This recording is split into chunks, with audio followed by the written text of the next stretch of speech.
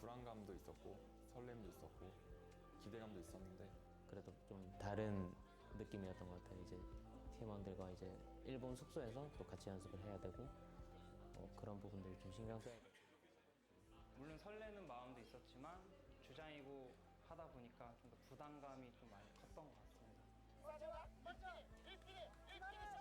그냥 아쉬움이 전체적으로 많이 남았던 것 같아요. 저희도 엄청 준비를 많이 해갔는데 그걸 다 보여주지 못한 거 다 아쉽고. 네, 원정을 갔다 와서 느끼는 건 역시 그 연습 시간이나 아니면 미리미리 해야 될 것들을 정하고 가야겠다는 거를 느꼈습니다.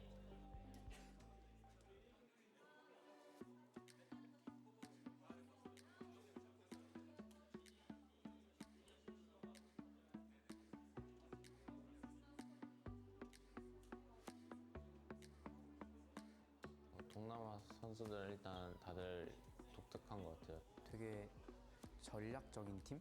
연구를 통해서 딱 나온 대 뭐 그런 느낌이죠. 韩国队的好处的话，就他们的打法比较细腻，就技术性比较强。 They have a lot of great players, but 从表现看起来，就是他们比较不会那么压力。 Korean teams using graveyard and expo, so many using it. I think for tomorrow they will use it too. 준비성도 실력의 한 부분이니까 그 부분도 저희가 미흡했다는 것을 인정할 수밖에 없고 저희가 확실하게 준비를 하면 어떠한 선수가 나오더라도 이길 수 있다고 생각합니다.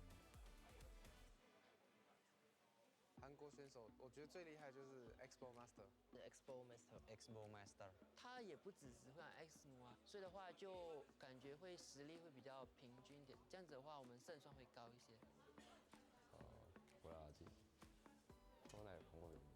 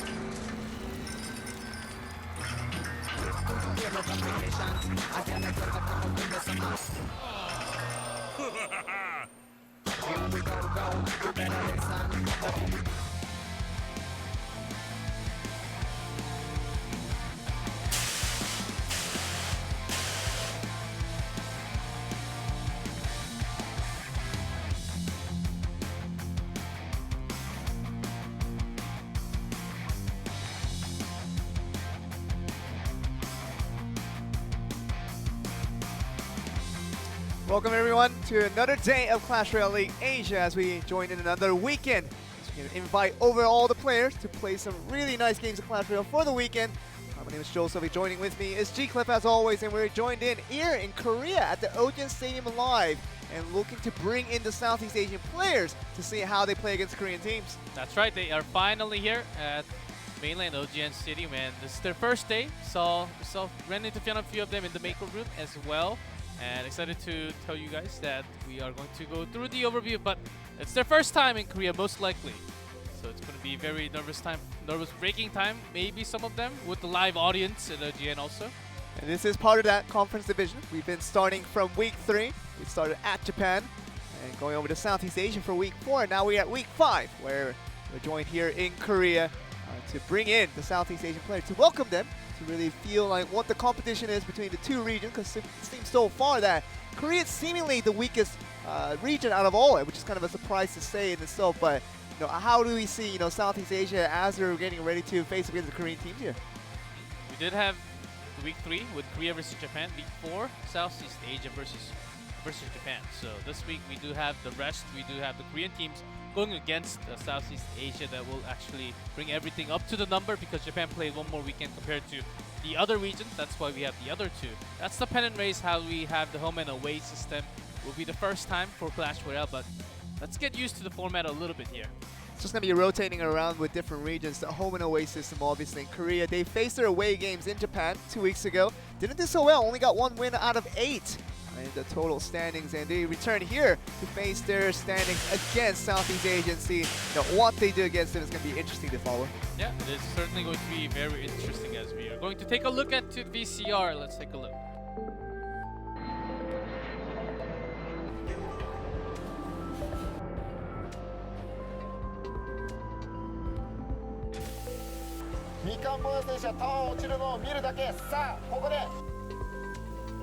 불안감도 있었고 설렘도 있었고 기대감도 있었는데 그래도 좀 다른 느낌이었던 것 같아요. 이제 팀원들과 이제 일본 숙소에서 또 같이 연습을 해야 되고 그런 부분들 좀 신경 써야 될 부분도 많았고. 물론 설레는 마음도 있었지만 주장이고 하다 보니까 좀 더 부담감이 좀 많이 컸던 것 같습니다. 그냥 아쉬움이 전체적으로 많이 남았던 것 같아요. 저희도 엄청 준비를 많이 해갔는데 그걸 다 보여주지 못한 거 다 아쉽고. 네, 원정을 갔다 와서 느끼는 건 역시 그 연습 시간량이나 아니면 미리미리 해야 될 것들을 정하고 가야겠다는 거를 느꼈습니다.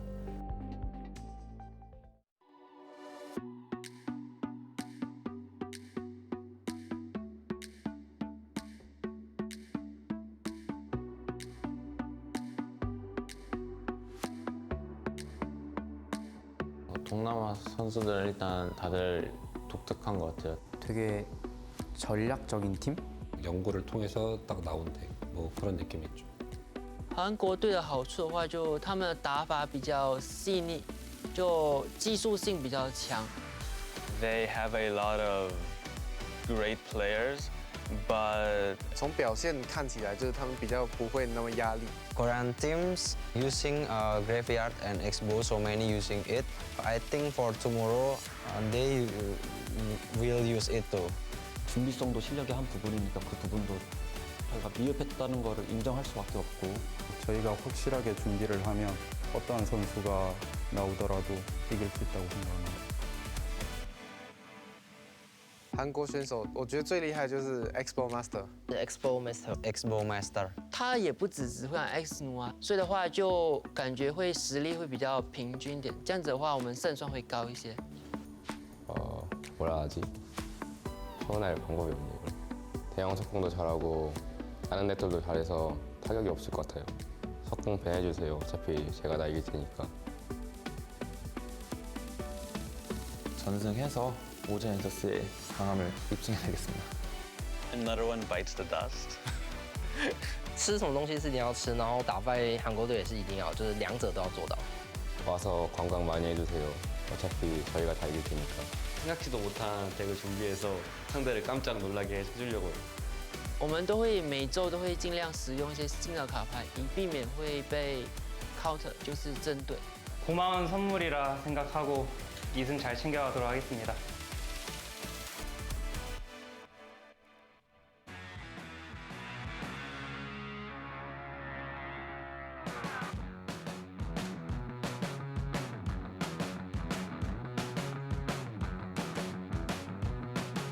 We got to hear further interviews from the players, obviously from Southeast Asia and Korea. So Korea has been on the disappointing end, talking about their trip over to Japan in that first week of Conference Division, have not shown up to play, and they return here for the home game, while the Southeast Asian players seemingly more confident in their interactions now they're about to have against Korea. Yeah, that was only week 3, and they did have 2 weeks to prepare for this matchup this weekend, so they should have some time and at least give some feedbacks after what happened. Why did we lose? Why were we prepared but not as well prepared compared to the other teams? I think they had good feedback session and more than enough time to adjust all that to develop with new decks, and especially talking about new decks, we do have to mention that Rascal is available starting tonight. So if we're going to see Rascal, I think tonight is the night, the first night. I think some creating upset may not be expected, but this is the night to play Rascal. So I was looking at the clock just for a bit. 7 p.m. local time right now, and the Rascal did go live 3 hours before at 4 p.m. And we saw it getting played by regular users who did unlock that card through the chest openings. But here we do see it's going to be available in the tournament server just as well. So we'll see a lot of these teams. Will they use the Rascal, and how can we see it utilized, especially with the difference of decks that we've seen from all of the teams so far? I think it's totally possible with high-level Rascal. I think a lot of people, especially with the challenge, get to play with around a lot of the decks, but having that card locked in. But let's see the standings though. Japan, of course, with one more weekend to play, will stand up top of game with 6-1. Very good, big gap compared to second place and third place, but all the Southeast Asian and Korean teams will be playing this weekend, so they do have chances of catching up. It's all in terms of a percentage of wins rather than the total wins and total loss combined. So, like I said, Japan did have one more weekend that they got to play their Clash Royale in the Conference Division. So that will mean after this week's matches win, all 3 regions probably had 2 weeks in total of trying to have the Conference Division. They will be here to really see, what the total standing will be at the end. There's still 3 Korean teams at the bottom 5. Doesn't seem too good at the moment, but this is the matchup for tonight and the entire weekend. We've packed up with Southeast Asia and Korean teams only. Really, really interesting because we get today's matchup here. We get Kicks versus OGN Entus start us off. The next hour, we'll get the Chaos Theory to face up against OPG Skeleton and Bren Esports. Top of our expectation in terms of this region of Southeast Asia. It's going to be going against the bottom team of Sandbox in Korea.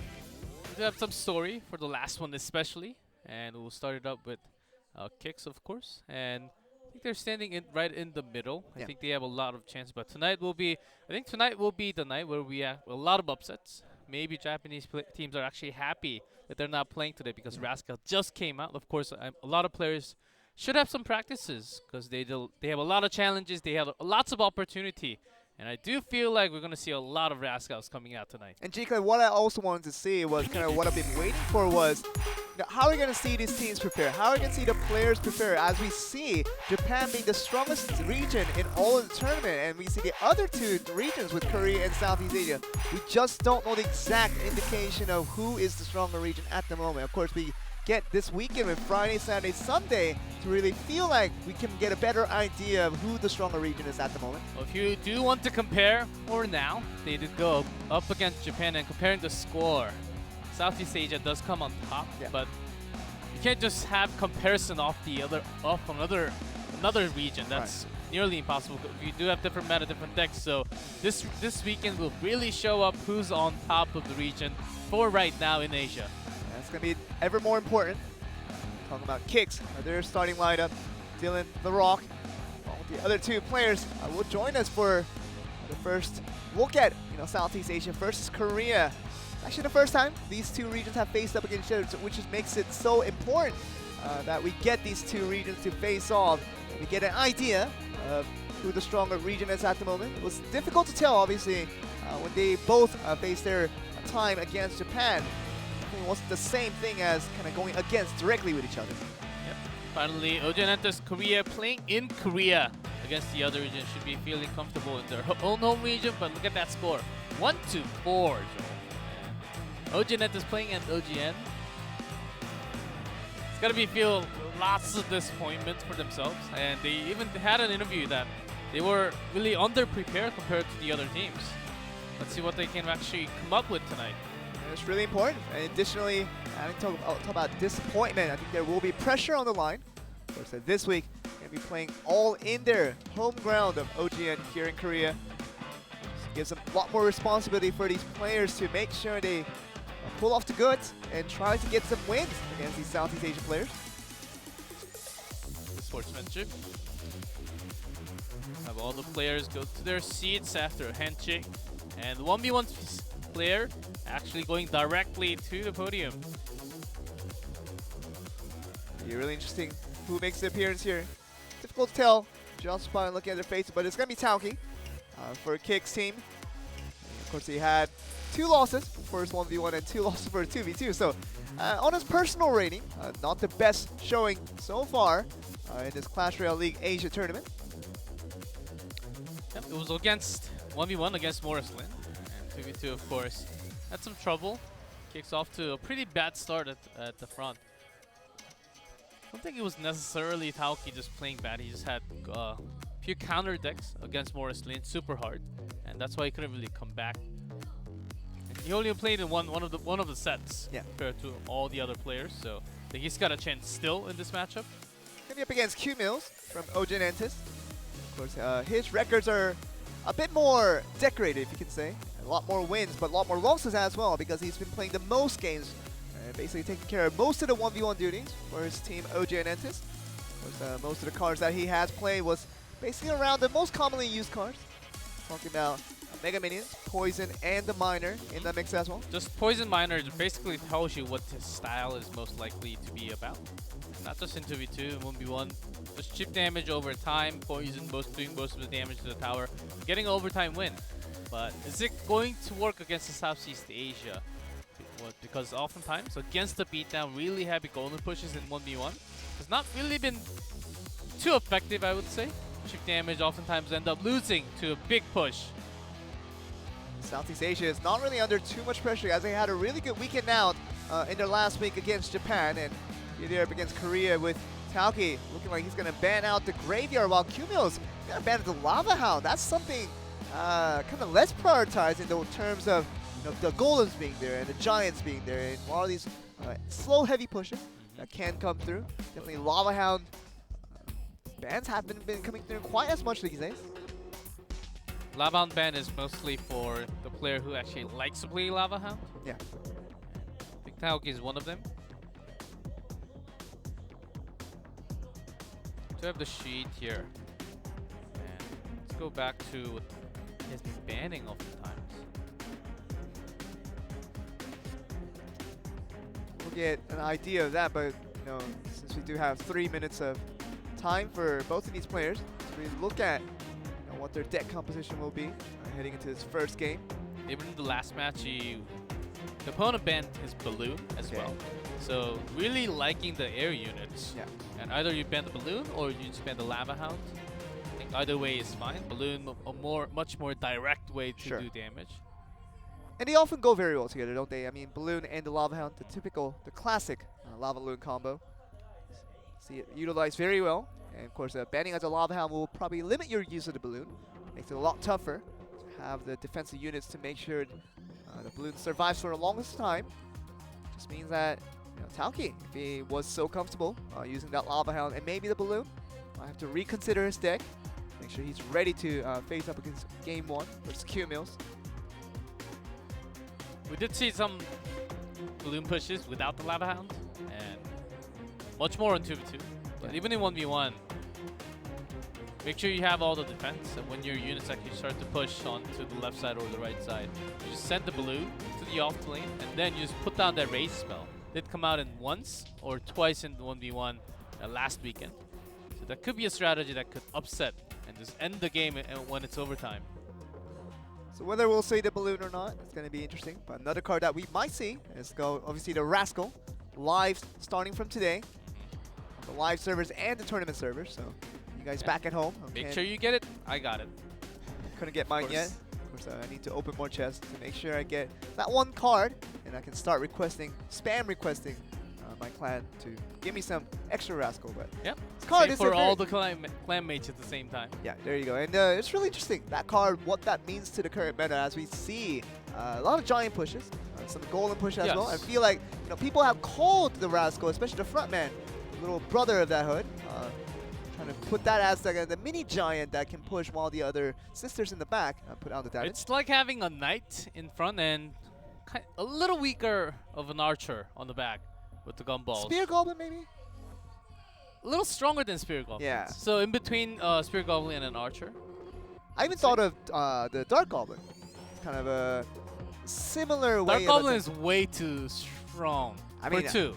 Sure. Because you get two right behind. Yeah, but it's still very strong. So like, the point is, I mean, with the Rascal, there's definitely a direct counterpoint. That is the log. Yes. Log is like the easiest counter for the Rascal, and once you get not wiped out, then obviously the front brother will not be doing too much damage to your opponent. Yeah, that's why we often had in the challenge a bait one with the Rascal, and then you throw in the barrel or the miner to the upside. I think that's exactly why we're going to see a lot more log and the barrel together when the Rascal comes out. And Rascal, if left alone and without the defense, will actually take down the tower by itself. Oh yeah, definitely. 5 elixirs, taking it down by itself, that seems like a pretty strong card. Can be very, very OP, but whether we're going to see it, we're going to find out, because I think the players are so ready to get this one. Korea looking for redemption after going so weak against Japan. Southeast Asia continue on their strengths. They can do that in the first game.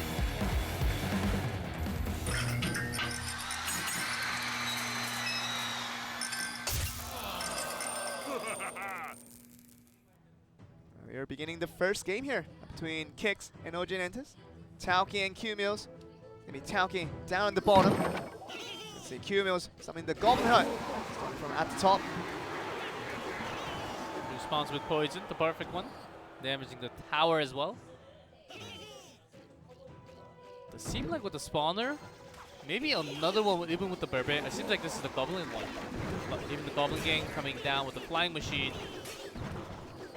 Going to be somewhat countered with the poison spell.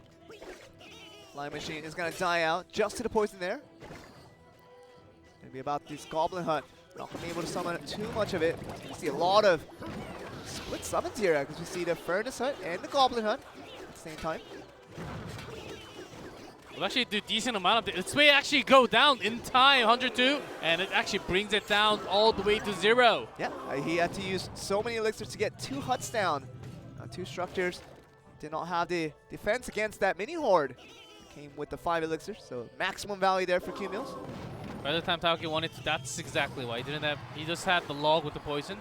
Didn't have anything like the arrow or the fireball or even a zap to actually stop that push with the miner and the minion gang. Now our question now is that, you see the poison being played, and Tauki did see that mini horde come down, and I think for the minion horde, the poison is a really good counter up against that. Now he uses it again against his opponents. Goblin Hut once again. So once he sees another set of minion horde coming from Kimo just right now, how he's going to counter this? Going to be a better one with the furnace, and the fire spit is taking everything out. Last time it was caught by the miner. That's why the horde was actually not taken out. Goblin Hut once again for Q-Mills. This time understanding the rotation, the cycle a little bit better. Last time I think he was close to be getting a poison in his hand, but it was not too close. Okay, we see a P.E.K.K.A being played now by Tauki. It's going to be reinforced by our first Rascal being dropped as well. Great defense against the likes of P.E.K.K.A. Of course, the little girls in the back will be doing lots of damage, and that's why we have the log taken out already. Easily done. The miner gets slapped by that P.E.K.K.A. And the push is coming along with the guard. Another Rascal. That quick rotation there. but you really see it once again. Still doing a lot of defensive efforts. Just putting out all the little units that are trying to come forth to the other lane. Cannon cart onto the left side, only 12 seconds remaining. Can we actually make this push with the poison? Gonna push in a little bit more. Minor comes in as the defense does go down by 6 seconds. Not going to be having enough time this game. Okay, so it's going to be Q-Mills winning it out this one in the first game here. So bringing back the goods for OGN Entus and especially for Korea. So they haven't faced many wins towards their sales for these couple of weeks. Of course, last time they played was against Japan and had disappointments all over. And here they are, starting off strong with the first game win here for OGN Entus. That was pretty surprising to see Mini Nord along with the Minor. Not really the combination you would see every day, every other day, even not even in a week. Actually, it's pretty surprising for Kumus to actually use that kind of combo against the Furnace also. Yeah. Taoki having those Fire Spirits should have been thinking that, oh, I got this with the Fire Spirits from Furnace. Should be easy kills onto the Horde. But when it comes to the time, Minor takes all of your Fire Spirits and you only have Poison and the Log, which doesn't cover the air. You were kind of stuck at that moment. So after losing that first game, we do get another minute for both these players to set up their new deck. It doesn't have to be a new deck, obviously. You can choose to use the exact same deck as you did in game 1, but Q-Mills, after getting that good win, I feel like that mini Horde will not be effective the second time around. Can be countered if he decides to choose that again, but more importantly, Taoki, how can he come back from this? He has yet to even get one win out of the entire tournament so far in terms of 1v1. It takes some time after losing. It seems like Kumio's not really even touching his deck at the moment. Okay. I think we are having so much of a pennant race that we're actually moving away from lots of ladder decks, and we're going into decks that could actually somewhat counter the decks and find the opponents by surprise. Yeah, catching your opponent by off guard is going to be very important here because you saw there the mini Horde. That literally was the key to the victory for Q-Mills.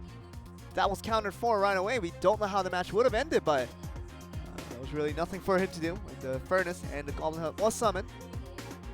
So many elixirs to get that done. Didn't have anything to counter for that mini Horde that eventually got that first tower and eventually the win for Q-Mills. So wonder if he can use that same deck again or if Taoki has an idea to counter back against them. Will totally be easier if he's going to use the same one. Let's see if he actually gets to use the same one with game 2 ready in our hands.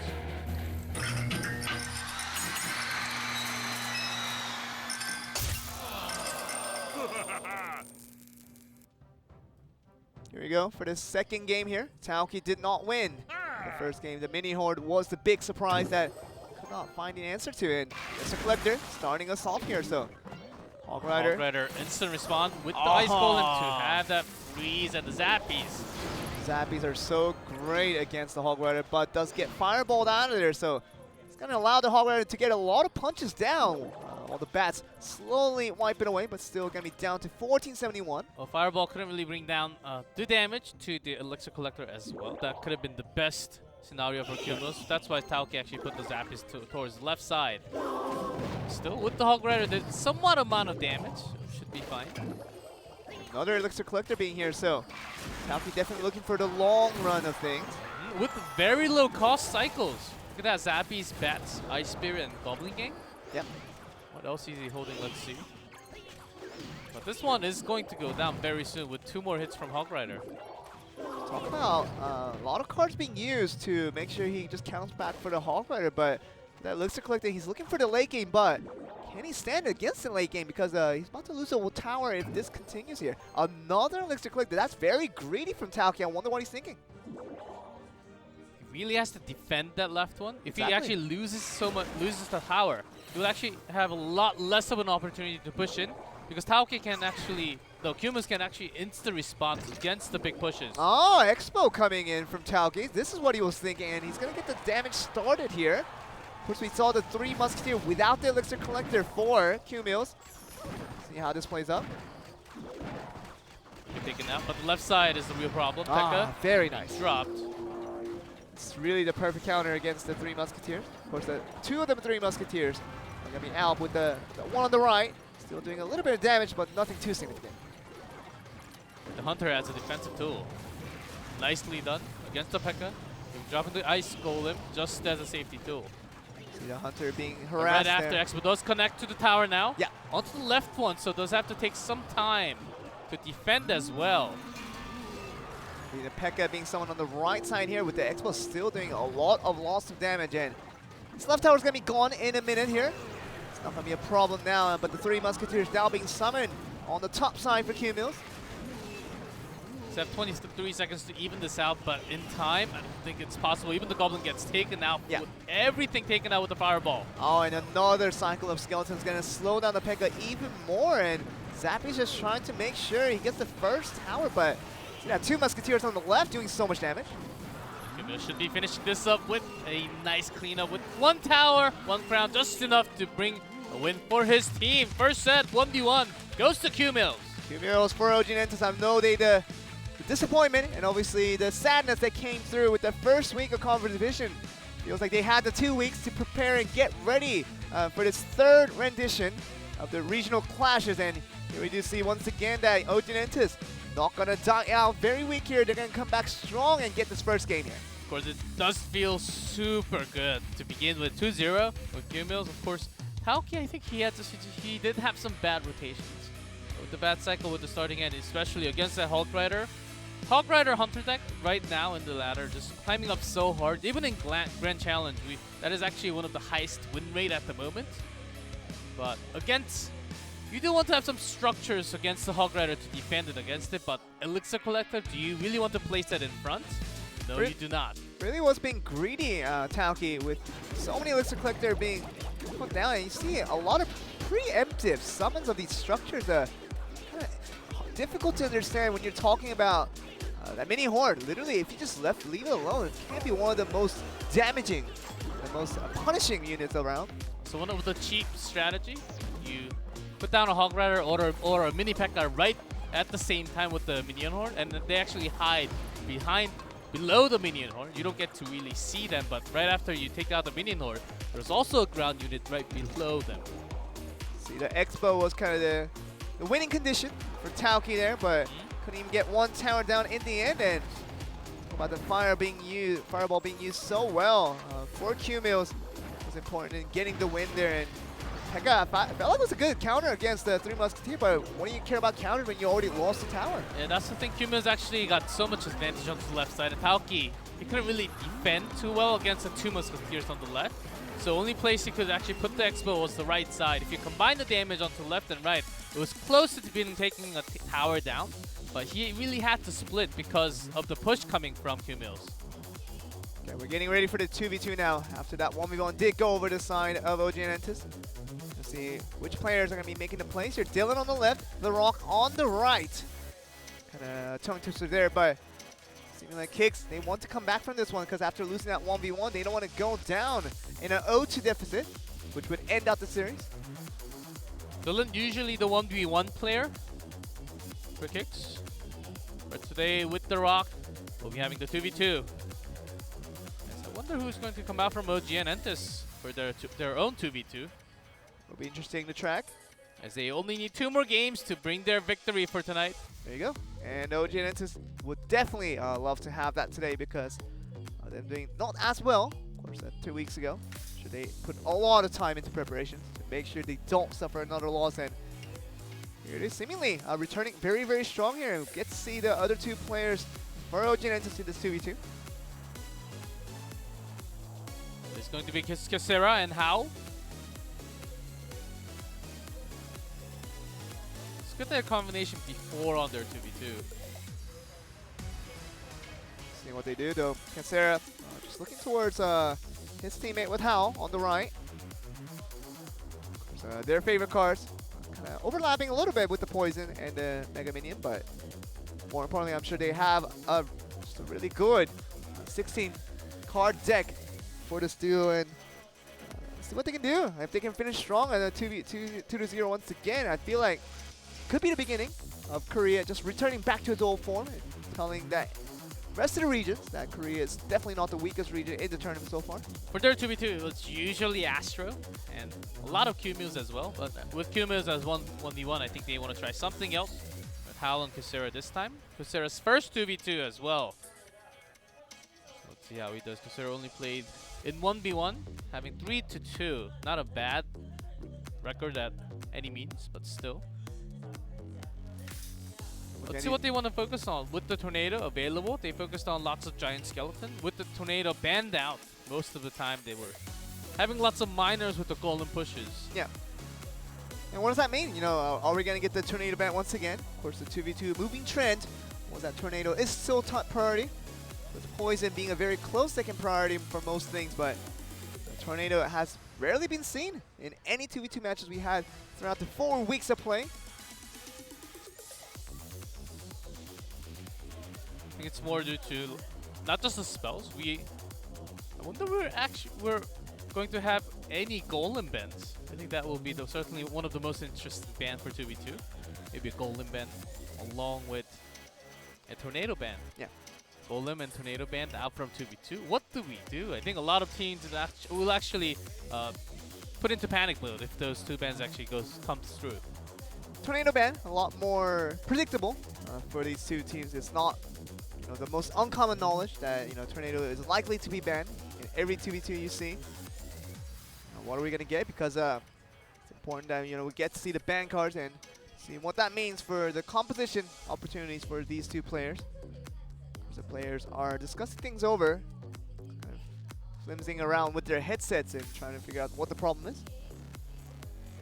Saying, "Oh my God, we have a new card. We never saw this one coming before. What does this card do?" Seems like OGN Entus is fine, but we do have the translator on site right next to the players to provide them all the issues. So we do get an audio issue from Kicks, and so kind of as you predicted, just looking at what they were having struggles with and just trying to solve it and to get rid of it before we get onto the matches. It's important that they get to hear the sounds. Of course, we do need that to be a priority before we get onto the matches here. Joe, we did see one Raska from 1v1. Do you think Raska will have any chances of coming out in 2v2 as well? I mean, you gotta talk about all these little flimsy units, talking about goblins, talking about skeletons, whatever it may be. Not making too much of an appearance in 2v2s in general. Talking about that. 4 elixir kind of being the minimum of what we usually like to see with the Electro Wizard, the Infernal Dragon, anything like that. That can have a huge momentum in the way you can push and actually defend against the pushes. But we know the typical plays in 2v2 were about the heavy push coming from mostly around the Golem or even Lava Hound. And the supporting units can't be too flimsy, and I feel like Rascal can be easily counted for. Of course, you're talking about 16 cards from each team. Any of those spells that you can have probably will knock up the Rascal pretty easy. So I don't think you're going to get to see too much from 2v2. I think we'll get to see a lot more Rascal, I believe, in 1v1. Yep, certainly true. I think 2v2, it's possible, of course. It's very possible, but there are reasons why we don't see certain cards in 2v2, like Sparky. Sparky we don't see in 1v1, thankfully. Yeah, even in 1v1, that's because it's too slow, and there are lots of ways to counter against it. Like anything that will stun, like Zappies, Electro Wizard. Electro Wizard's great, actually, against Sparky. Even all the air units. There you go. Basically, so many counters against Sparky, though, that's why. So try to play those cards with the least amount of counters to itself. And that's why we don't see anything like the Skeleton or just a Spear Goblin summon with the 2 elixirs. We don't see anything like that in 2v2 because we just know that there are 16 cards to choose from when you have 2 players playing in the same train of thought. And what that means is that any spell basically can not wipe away these units, these flimsy units with very low health bars. That's why we don't see that much, and I feel like Rascal kind of runs in that same line of thinking. Talking about, of course, the front man is going to be having a fine time just walking around, strolling around to get your units forward, but something like the little 2 girls in the back, the sisters, are not going to be having a greatest of time. 2v2 scenario. Yeah, they are. Well, you can't take them lightly. They actually do great amount of damage. They do. They take out all the units. I took them lightly at the first time, and I was smashed against those girls. It really was, and it's just like leaving a dark goblin alone with a tank in the front of it. Yes. And that's what it almost feels like, and then you just know the more you leave it alone, and your tower's gonna be gone in just a minute of time, and it's really important to make sure your defense is ready. You see the Rascal once again. Of course, it's always possible. Nothing is really out of the air. Everything is a possibility. We're gonna see what the ban card is though for the first game. They are finally ready to jump into the ban cards. I wonder what it is. Miner and Tornado. Wow. Okay. Miner ban? A sniped one against the OGN. Okay. Look at that. They should be talking right now already. What do we do without the miner? That's actually a really interesting ban. Of course, the Tornado, we talked about it over and over. It's a top priority ban in 2v2. Makes a lot of sense, but the miner, chip damage is going to be disallowed. Even from the Japanese teams, we saw lots of miners in play along with the Golem. Make sure the Golem tanks basically onto the Princess and most of the units, and that's when you send the miner after another miner. After another miner, and eventually you will chip down to damage where you can just finish off with a spell, or that will be close to it. But with miner banned, and OGN was the one actually using a lot of those miners with the golems and with the tornado, so Kicks did have the guts to actually go through that tornado ban, thinking that the opponent will have that tornado ban, very likely. Did a lot of preparation there, Kicks, as you can see. See a very uncommon ban with the miner coming through. For this side from Southeast Asia. They need to get a win right here. G-Club, this is important for them because they lost out the 1v1 pretty convincingly. Losing out in 0-2. You can see them trying to come back here with this 2v2 and trying to get a win. That would get them even in the steals and trying to go to that third set, which will eventually be the ace match 1v1. Which was also somewhat unexpected because whenever the Rock was out for Kicks, they always ban Tornado 4 times in total for 2v2. That basically guarantees that Tornado will be banned from Kicks, but not today. Went with the snipe instead onto the OGN Entus. Let's see how they can actually respond against this. They also have been, OGN Entus has been banning lots of Tornadoes, basically all Tornadoes for 2v2, 4 times, and even more. And what does that mean for Kicks? You know, once they don't have the Tornado, they weren't going to utilize a miner anyway. Obviously, banning it is not the best, not the worst of ideas. What are they going to bring? Are they just going to bring the simple golem push deck that we've been seeing from weeks and weeks? Not really to no end. We're going to see something unique. Could really come through for both these teams. To see the most deck, that's, I believe that is actually for the 2v2, not for 1v1. We do see the Log Poison and Freeze the moment you see 3 spells, and even the Freeze, it's meant for the 2v2, not 1v1. There you go, and spells do a great job of stopping the push coming from your opponent. So it's really easy to understand why you would have 3 spells in your hand for one player. And we talked about Kesera, him with the Tornado being used quite widely. He also has 3 spells being summoned right here. From OGN Entus, Cumulus Astra, they have been using lots of miners actually. Just throwing down everything and miners and finishing off with the rocket most of the time. When they didn't, they actually used some balloons, which is available in this case. Lava Hound was banned for 1v1, but it is open for this time. So now it is important to see what they're trying to do. It's 2v2 between Kicks and OGN Entus. OGN Entus, I think this is really important for these guys too. If they get another convincing set, if they get a 2-0 on this occasion, it really put Korea as a whole way up front, showing that they are not weaker than Southeast Asia. It's something they want to prove throughout this entire weekend. As after they saw the ban cards, I believe they had the time to build their decks. Without the miner, I think OGN Entus was kind of caught by surprise. Yeah. Kicks should be ready for it though. Gonna get into game 1 here to see what they can bring with this 2v2. Team Kicks versus OGN Entus for this 2v2. Game 1 is gonna be right on the way.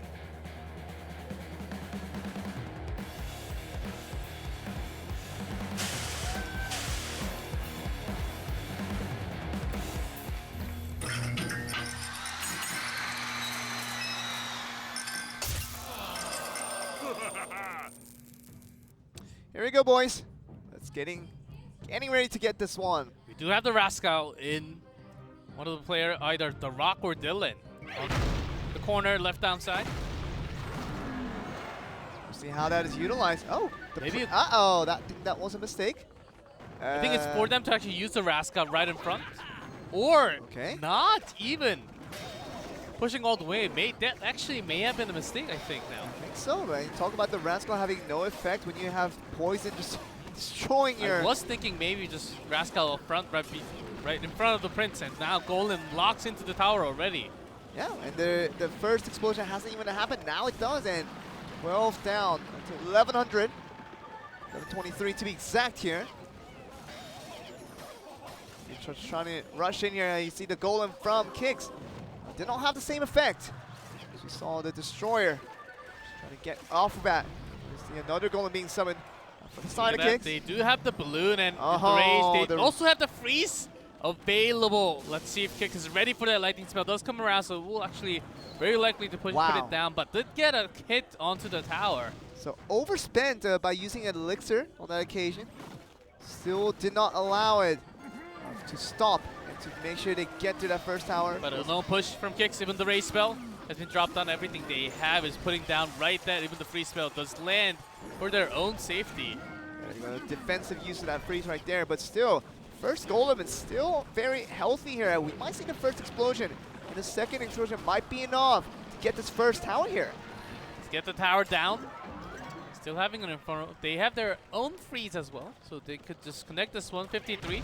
And they have a lot of spells to work around this one. Just gonna give that away. The first tower now gone for Team Kicks just as well. Both having very similar deck. I would say the only few differences is the balloon that you see right here. Balloon in the rage once again. Can the Mega Minion stop it from getting a drop? I don't think that's gonna be the case. We're gonna see at least one drop from that balloon. The lightning spell has been taking a lot of the units out. The rage drops right off for Kicks. Golem does connect. The Golmite does connect to the tower. Okay, the first Golem for Kicks still moving strong here. Now gets an explosion with the mini Golems. Just trying to get the other explosion damage as well. 1455. As you see on the number there. In terms of elixir though, they're about the same. Just drop the Golem and the balloon together. This can be one thing that can make all the changes. Rage and the freeze together for OGN. Getting all the hits with the balloon, defensive freeze. Oh, and the balloon is still so healthy. And 705 with the second drop, that will be the end. We thought that might have been the kind of a clutch in the end. We didn't see the freeze until the very end. Seems like Team Kicks had no idea that was coming and could not react in time until that second drop from the balloon came through. Look at that, he was too excited, actually pulled out the audio jack as well. And those pushes, sometimes a freeze, you just hold it until the very end. And once your balloon kind of makes it, if you think it can survive for more than a second, then just drop that freeze spell. It will continue to do the damage. Very nicely done there by OGN Entus. Thought they were having a hard time losing the first tower first, and the second tower going down very low. Another golem push coming from Kicks. Might have gotten the job done, but seems like OGN Entus did not want to give them the time to do that and just got their rage balloon in addition to the freeze to make sure they get the finishing touch. And I think this is exactly the time where you need to use that timeout, because this could be your last moment. As OGN Entus won 3 games in a row. Onto their match point. Got that 1v1 very cleanly there with a 2v0 with Q-Mills doing his job, and with the other 2 members of OGN Entus, they're ready to finish off strong. They're ready to finish off and show that Korea is still a strong region in this Clash Royale Esports, and it's going to force a timeout, as you mentioned, from Kicks, and could be their last game, as you already talked about. And this additional minute, what does that really mean for Team Kicks to really bring the strategy that is needed? Along with this back into the game. Along with the Golem, they did have one answer, but only one. Lightning spell that's a lot of damage to the balloon and does bring it down. Close to bringing it down, but once the freeze hits everything, balloon continues to make its way directly to the tower. That was a problem first of all, and there's really nothing else for them to actually defend against the balloon, like the Electro Wizard, or they slow it down at least, like the Nice Wizard. Yeah. It's really important now for this team, Team Kicks. They thought they had the answer by banning out the miner. First, they thought they definitely figured out that wasn't a complete side of the story. There was definitely more to OGN Entus than just chipping away your tower. Look at that, a lot of rage spell actually used by both teams. Yeah. To speed up the Golem, and I think we are coming into the meta where we basically have rage for most of the 2v2 games. I think that time will come very soon. I think we're about to get to that edge. We had lots of lumberjacks in the first 2 weeks, 3 weeks even, and oftentimes against the lumberjack with the with against the Rage. Rage came on top. Understanding the timing to drop the spell has been another factor in it also. Gonna get ready to get into this one. Could be the last game. If Team Kicks cannot get a game back on this one, they will suffer from an 0-2 deficit, which will result out the game and go into a loss right now. That's it. The timeout is over, and I believe we are ready to jump into what could be the final game of these two teams. So let's jump into game 2 between these two teams. Kicks team versus OGN Entus. OGN Entus is going to be ready to take this one home and get a very clean victory. We're going to find out as we get into the game.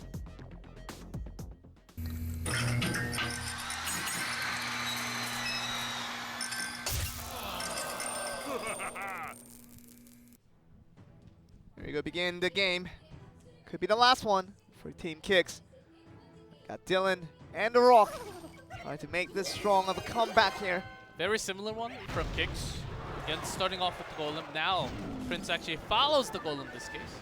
Probably was the first mistake from last time around. Already a balloon being dropped. They do have the freeze. They have the guards to just tank up the damage initially, but just trying to get that first drop with the freeze. And like you say, that really is coming through fruition right there. And the second drop is easy covered. A third drop most likely will come through as well. But let's see the other side. In front of there's lock onto the Golem, but not as much damage, you would say. Yeah, and it's important to get this tower down in the counter, but the trade is likely not to happen as we see still the Golem now going down. 365 will be the last count, so not bad of a trade. They did use the Rage, and on top of that, Prince actually did the most damage to the tower. But of course, a better trade.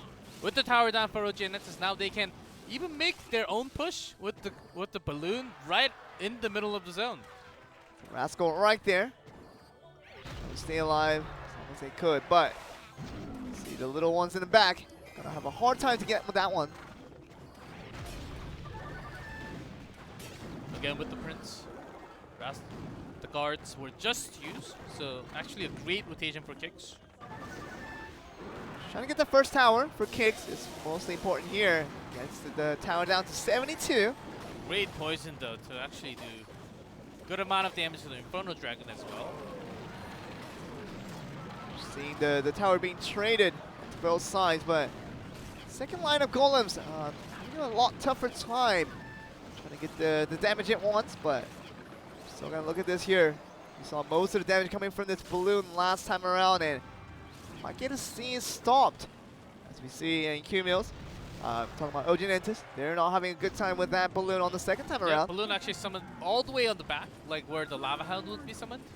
They wanted to draw, feel the spells and the rotation out a little bit because they do have everything else. Yeah, you see the double Prince there with a second golem, so 2 golems and 2 Prince. Oh, nice freeze onto all of them. Both Prince actually doing tons of damage to all those units. Yeah, it's going to be a single damage units right now for OGN Entus with the double Prince doing very good job defensively in addition to the freeze you saw from earlier. Which means that they can't really use the freeze right after. Look at but this they do have the Rage to get the lightning spell being greatly in use and does not connect to the tower again. But the Rascal does a good job of wiping down the tower now for the balloon that was trying to come through and just get that easy kill, but you see the countdown down to 0, going to go to overtime. Seems like no team is particularly ahead, as you see from this angle. Rage and the freeze actually to counter the Rage will last just as long. See the Prince being summoned here on both sides. Got the one on the right and one on the left. And with the Golem, the key is the balloon. It's going directly with the Rage this time.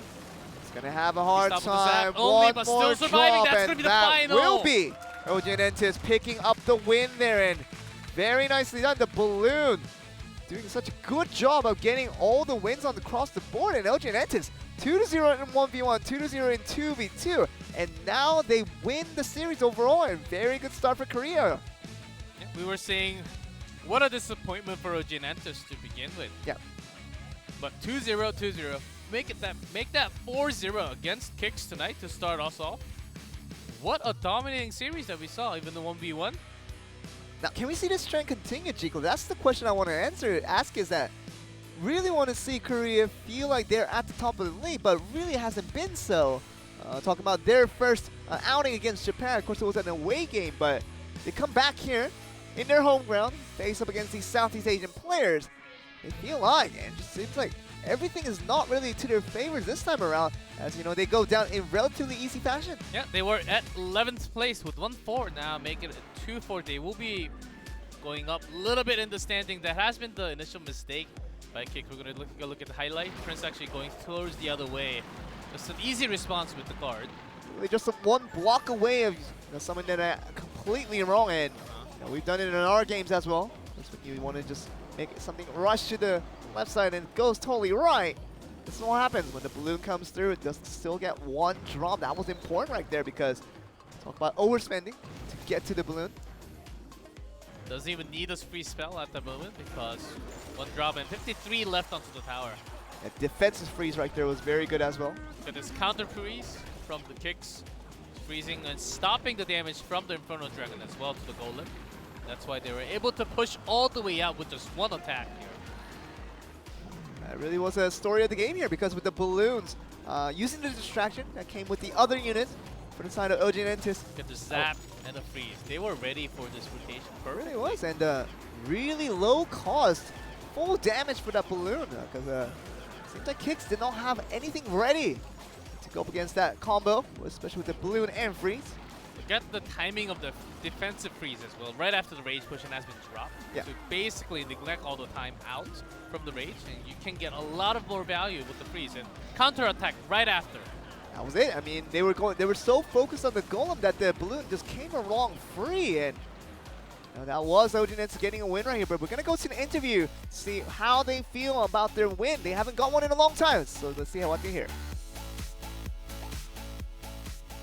한국에서의 첫 홈 경기 동남아 팀 킥스와 한국의 OGN Entus 멋진 경기 살펴보셨는데요. 그 결과 역시 홈그라운드의 안정감을 무시할 수 없는 걸까요? 압도적인 승리를 거둔 OGN Entus의 큐밀스 선수 만나보도록 하겠습니다. 안녕하세요. 소감 한 말씀 부탁드릴게요. 일단 오늘 경기 승리 1승 거둬서 너무 기분 좋고 It was great to have a win tonight. 남은 한국 팀들 다 승리 거둬줬으면 좋겠습니다. And I wish all the Korean teams for the remaining night will also bring a win for themselves as well. 이번 경기는 어떤 마음으로 준비하셨을까요? How did you guys prepare for this matchup? 아픈 기억을 딛고 We do have some bad memories from the other region. I think thinking about it and then 그래서 오늘 아주 압도적으로 승리를 하신 것 moment, I think that's why we were able to have some results 첫 세트 때 2대0으로 엄청 빠른 승리를 가져오셨어요. With your 2-0s today. 타오키 선수의 전적이 별로 없는데 어떻게 준비하셨나요? Taoki didn't really have too many games on 1v1. How did you prepare?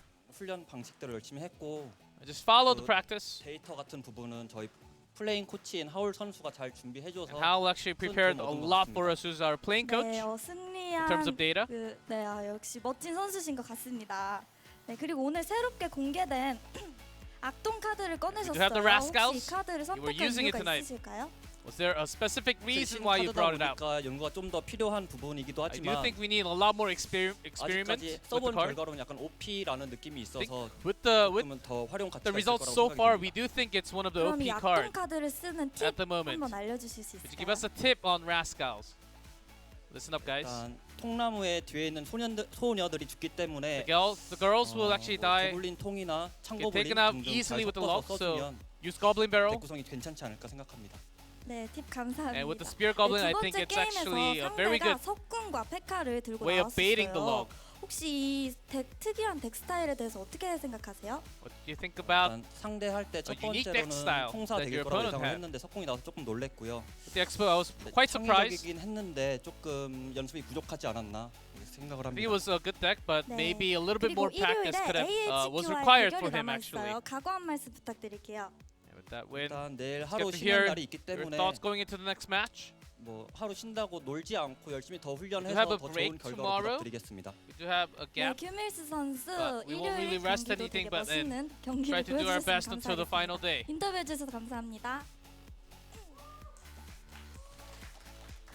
네, 이렇게 해서 엔투스가 강한 상대인 킥스를 꺾고 값진 1승을 챙겼습니다. That was the interview with Kim 진심으로 Il-sung, doing 축하드립니다. very good for himself and first team, and he was talking about the other Korean teams. May them get the wins as well. It's not just about OGN Entus at this point. It's about Korea having disappointed so well as a region, from the 2 weeks ago. But they're back to play. But we're gonna see what the games will fall because we're gonna get a short break. Be back to see if Korea can continue their dominance.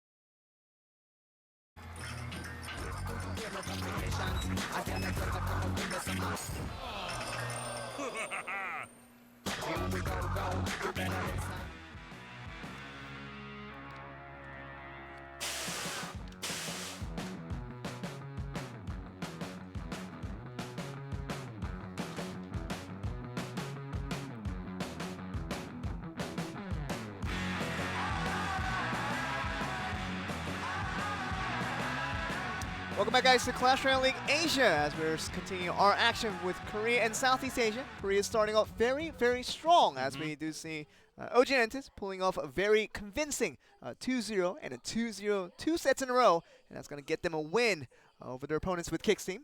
Yeah, that was an early, great start for OGN Entus, bringing their second win on the board. And they do need, a lot of the Korean teams do need to go up in standings. They're bottom 5, 3 teams in bottom 5 though. That's pretty bad for entire region. So that's why Hume is actually having an interview saying best of luck to all the Korean teams playing out tonight, as they also need to bring the win for the region. I think it's a lot for the team itself, and as well as the regional pride also. There you go. Going against another region. Most of the losses came through in that first week of regional, talking about that conference division. They couldn't get that thing done. 1 win and 7 losses for Korea when they went over to Japan to play their games, but here they are back in their home ground. Looking like they want to start a very nice pattern here. See what they can do. Against the OPG Skeleton as the second Korean team out here. They want to try their luck against Chaos Theory from Southeast Asia. So far, to start with OGN Entus, can they continue the streak? Let's see Chaos Theory though. Same, 1-4, 11th place.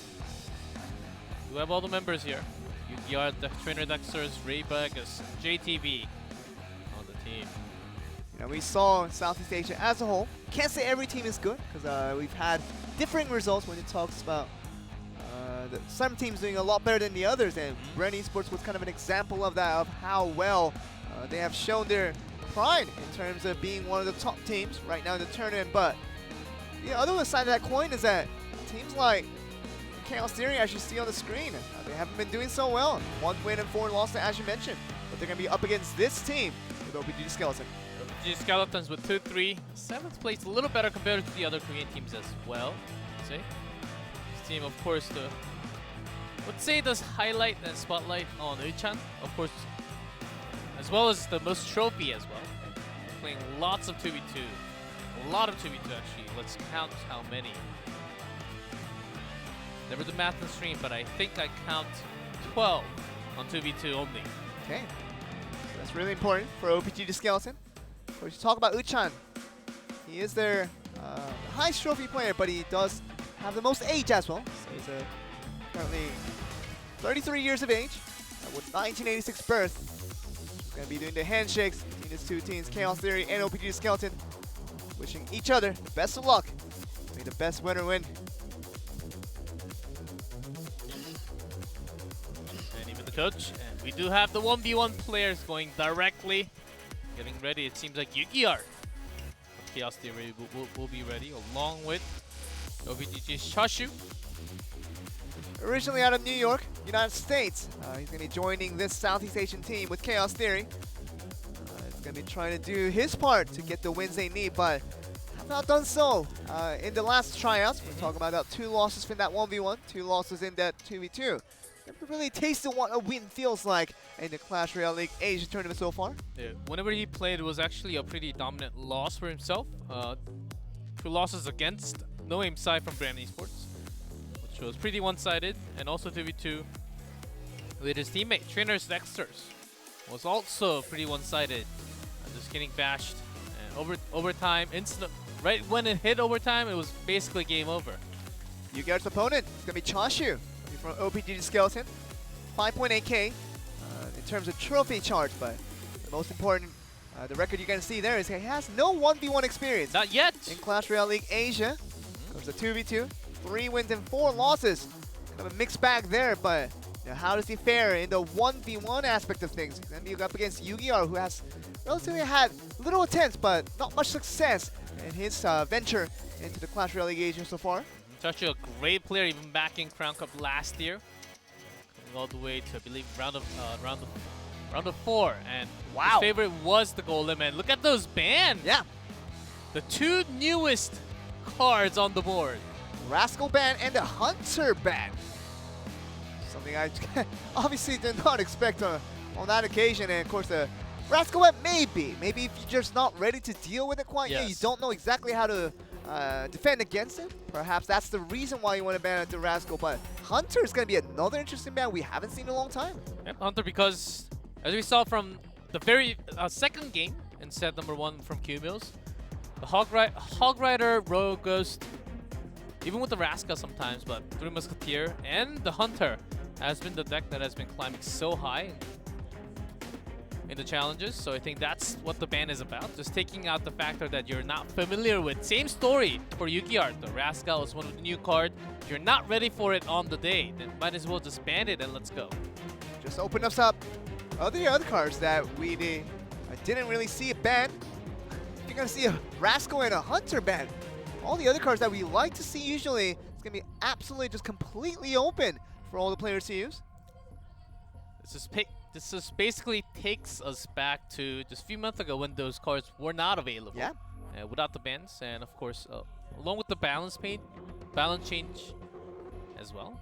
But I think Rascal was one of the cards that Korean players were really holding in today. But after the ban has to change all the decks now.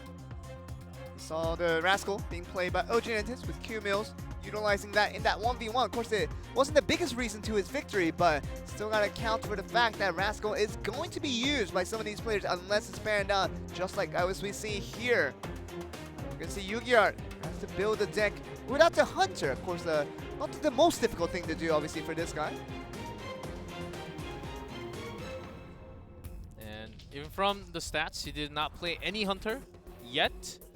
I think it's because he only played 4 games in total, 2 1v1, 2 2v2s as well. So you can't really find too much data from it. Only 4 games, and take the 2v2s out, only 2 games of 1v1. So you can't really know for sure which deck he likes to play and not.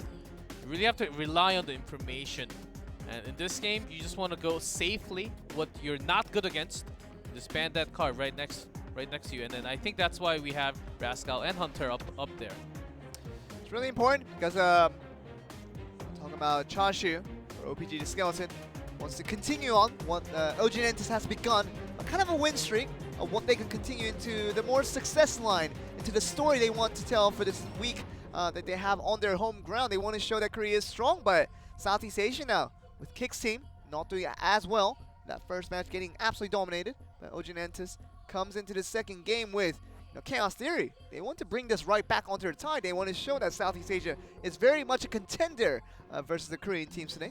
Let's see how they like to counter this one. Chashu, known for his Golem decks even since early 2017. And everything is available. If you go back to 2017 without those 2 cards, because that has been banned, I think we are just at the right time for those Golems to come out for 1v1. Really can see that because he's been mostly out on the 2v2s. Chashu, he wants to really maybe bring his Golem game back into the 1v1. It's definitely not an impossible thing that can ultimately not realize. Yeah, even with the Elixir Collector, it's out there, not banned. Nothing else is banned, so all the spells are available as well. Tornado, Poison. You name it. It's all there, and what we're going to be seeing from these 2 players in terms of deck composition, just basically play anything you want, because Rascal and Hunter, something that's not a top priority in any types of match in 1v1, 2v2 alike. So you can basically go with any preferred cards you get. You'll probably be able to build a good deck out of it. We do have the music cue. We are ready for the very first game, I believe, between Yu-Gi-Oh! And Chashu, who's going to take the first lead. Let's get into game number 1 and find out.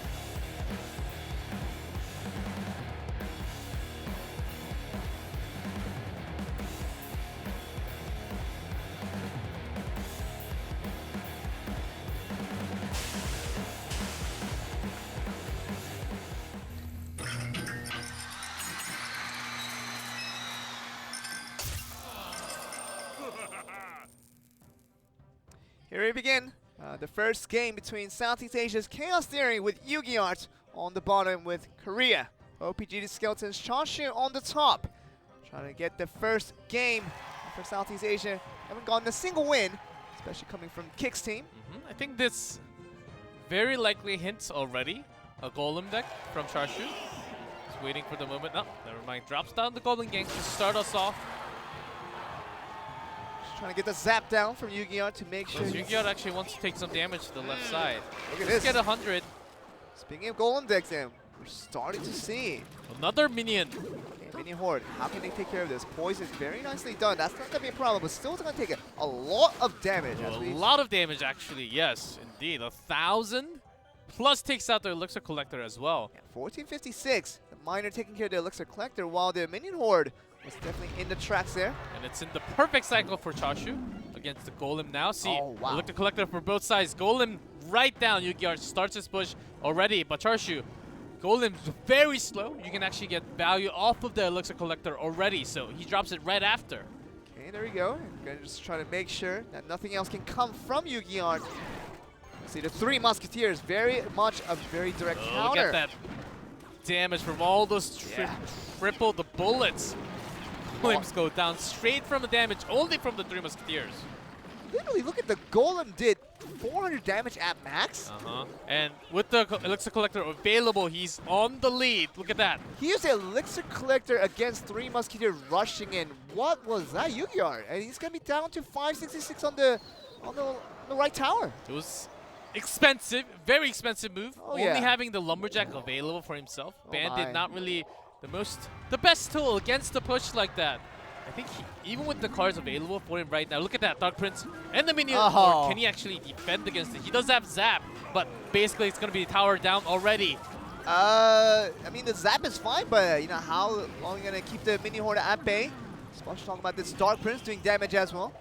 Gonna get down to 2-8-10. You got throwing everything that he has on his hand right now, even the poison, actually a great one. Yeah. Having the rage, going directly to the tower will do a significant amount of damage. Look at the number dropping down! That melted! Oh my word. The 3 Musketeers, once they were gone by that poison. Oh, look at that. Elixir Collector basically 3 wasted. crowns? 3 It's going all the way in. 3 crowns. I think we might see that from Yu-Gi-Oh! Let's have another Lumberjack. Okay. Diving in directly to King Tower. Going below 2,000. It is going to be 3 crowns. Wow. Yu-Gi-Oh! Showing what is up, and absolutely giving up the right tower, and had the left tower on his sights there. And that 3 Musketeer, he knew it was going to come again once the Golem Rush came to the other side. He had the poison ready, and eventually that 9 elixirs literally putting to minimize use probably allowed Yu-Gi-Oh! To take that left tower really quickly and eventually get the 3 crowns in the end. So really good comeback for the team of Chaos Theory. The left Elixir Collector, left bottom one. At the moment where 3 Musketeer was pushing down, he was willing to take that as a sacrifice and get that all back when he actually wants to make his own giant push with the Golem, with everything in his hand. Lumberjack just driving in with the rage. Drop down the perfect rage spell as well. That was a huge risk that Yu-Gi-Oh! Decided to play with. Lots of fire that he held on his hand, but felt like it was going to be the risk that he had to take to get the win there. And very much was right on his calculation there. That was kind of the style that actually Chashu had last year, and he was up against almost the exact same one. He was the one actually pushed right after when he actually basically just wasted that Elixir Collector of his own. It's a lot of elixirs down for himself. A mistake was made in the middle. That's why Yu-Gi-Oh! Was able to go all the way to the 3 crown. See, the players are very nervous about their situation. Chashu just reading quite heavily in preparation for this next game, but also Yu-Gi-Oh! Even after that game 1, he won it, but he was looking really nervous about, I got this done, but he knows that he has to continue on with this in game 2 to hopefully give us a 2-0 sweep, but I'm sure Chashu's not going to easily allow that. Look at how both players are. They're very nervous. Getting ready, yes. About the same feeling, I would say. And it really is about, Yu-Gi-Oh! Feeling nervous to win game 2, because that's what he needs, but Chashu is just so nervous about possibly losing game 2 altogether. That would go into sweep and kind of return back to the trend of what we've been seeing from 2 weeks ago, with Japan really just dominating Korea as a whole. As Spin the way seems like Yu-Gi-Oh has some kind of issue at the moment. Talking to the referee. But cannot call for a timeout now. It's too late. As he's actually in the lead, maybe keeping the same deck with the Lumberjack, the Golem. Night which the push has been gigantic. And Minion Horde in this case didn't do too well for Chashu. Yeah. Kind of a misbelief that if your Minion Horde is going to do the damage, that is going to be the good turnaround, but once you have that poison ready, it's going to be important for Yu-Gi-Oh to really win this game too, because it's going to be very much a comeback for Southeast Asia as a whole. And let's see if he can do that. Game 2 right on the way.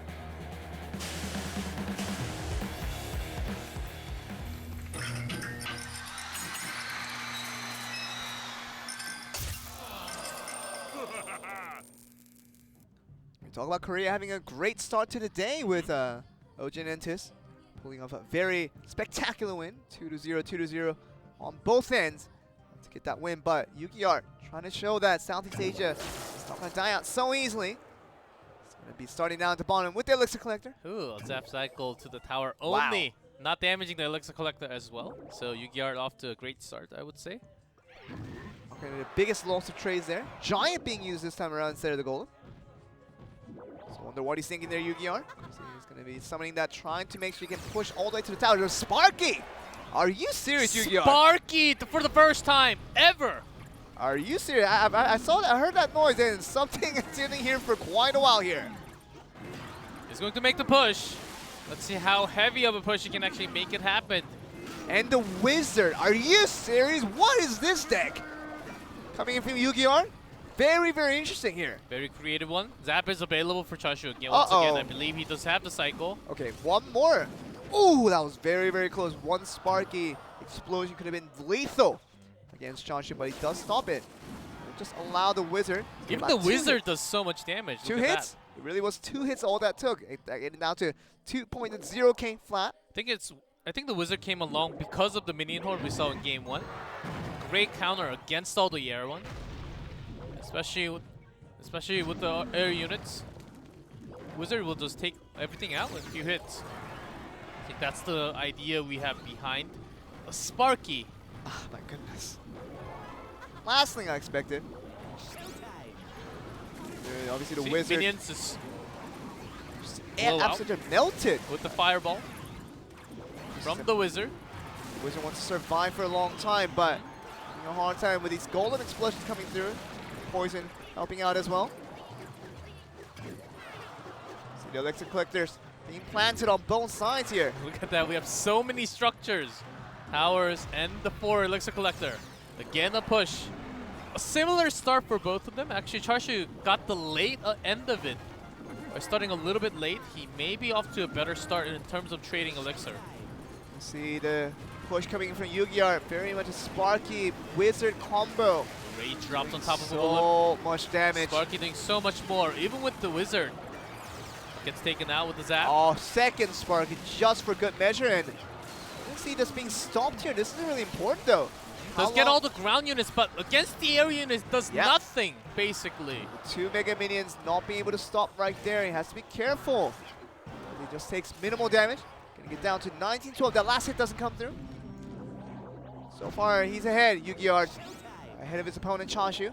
19-12 to 14-45. Yu-Gi-Oh! Choosing onto the left lane this time. Uh-oh, this is can be a... He wants to make his own push. Very strong right now. Without the Golem, this is actually possible with the Knight. Dark Prince pushing right now with the Rage push, and he does have everything. Oh, this Giant is the overtime. Into the tower now, going straight in. All or nothing, Sparky, one more hit! And there That's you gonna go. be it. Whoa, my goodness, Yu-Gi-Oh! Bringing something for the very first time in Clash Royale League Asia. Really showing what he can do with his unique mentality of play. And Sparky and Wizard, along with the Giant, to bring home the win right there in Chashu. I can promise you, I can guarantee you that he did not expect that one. What is happening tonight? Oh, is my it word. the night with streaks after streak? 2 zeros already, 3 times in a row. Yeah. Wow, Sparky, of course Chashu was caught by off guard. Big time. The minions, even the bats. everything will just get wiped from the wizard. Yeah. The fireball one throw, basically all the things that you have are gone. Sparky takes care of the ground units. The wizard takes care of the air units. Yes. You're in the clear for the giant to just waltz in through to the opponent's tower and get the damage done. And it only needed one push. You don't need multiple pushes to get down the tower with that combo. That was a great change of plan.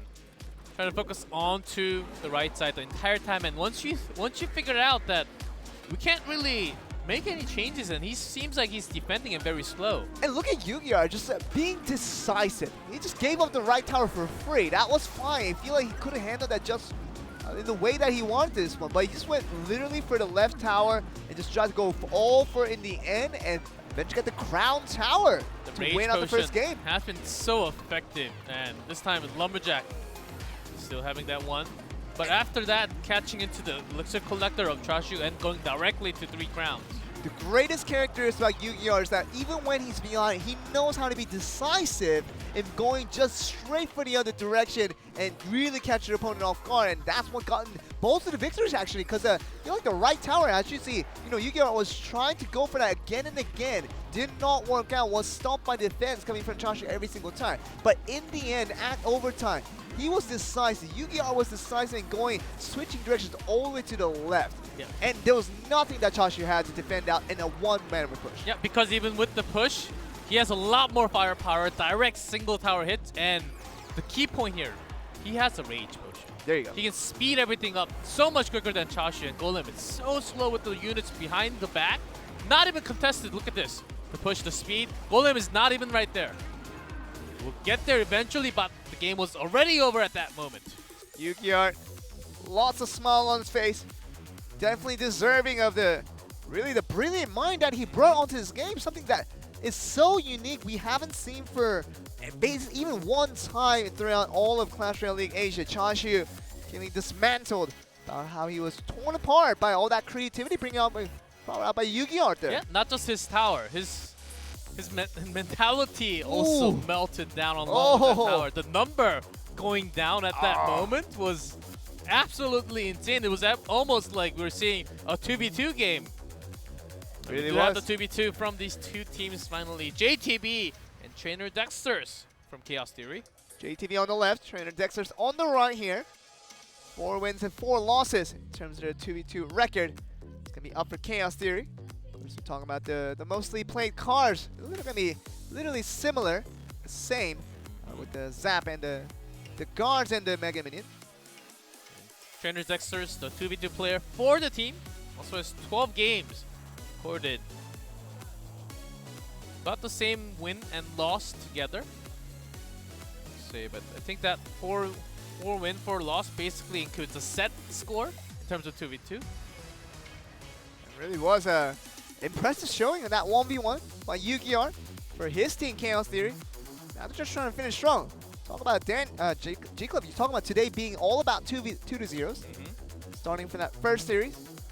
2-0 on 1v1, 2-0, 2v2 for OGN Entus. OPG Skeleton facing a situation like that for themselves where it seems like Yu-Gi-Oh! Brought home the goods, that 2-0. Well, that 1v1, so can the rest of Chaos Theory, these two players, can they bring home the goods once again? Finish off strong in another 2-0 against OPG Skeleton. Hey Joe, I was pretty sure that tonight was going to be one of the most entertaining, interesting nights that we're going to have in Clash Royale League Asia, but tonight even the ban on Tarascal, a Sparky, everything is happening right now. Interesting, it's kind of an understatement for everything that has happened today. It's amazing. It really is wonderful to watch what they're happening right now. Going against very uncommon card to be played, and just catching your opponent off guard, and basically that's how you secure the win.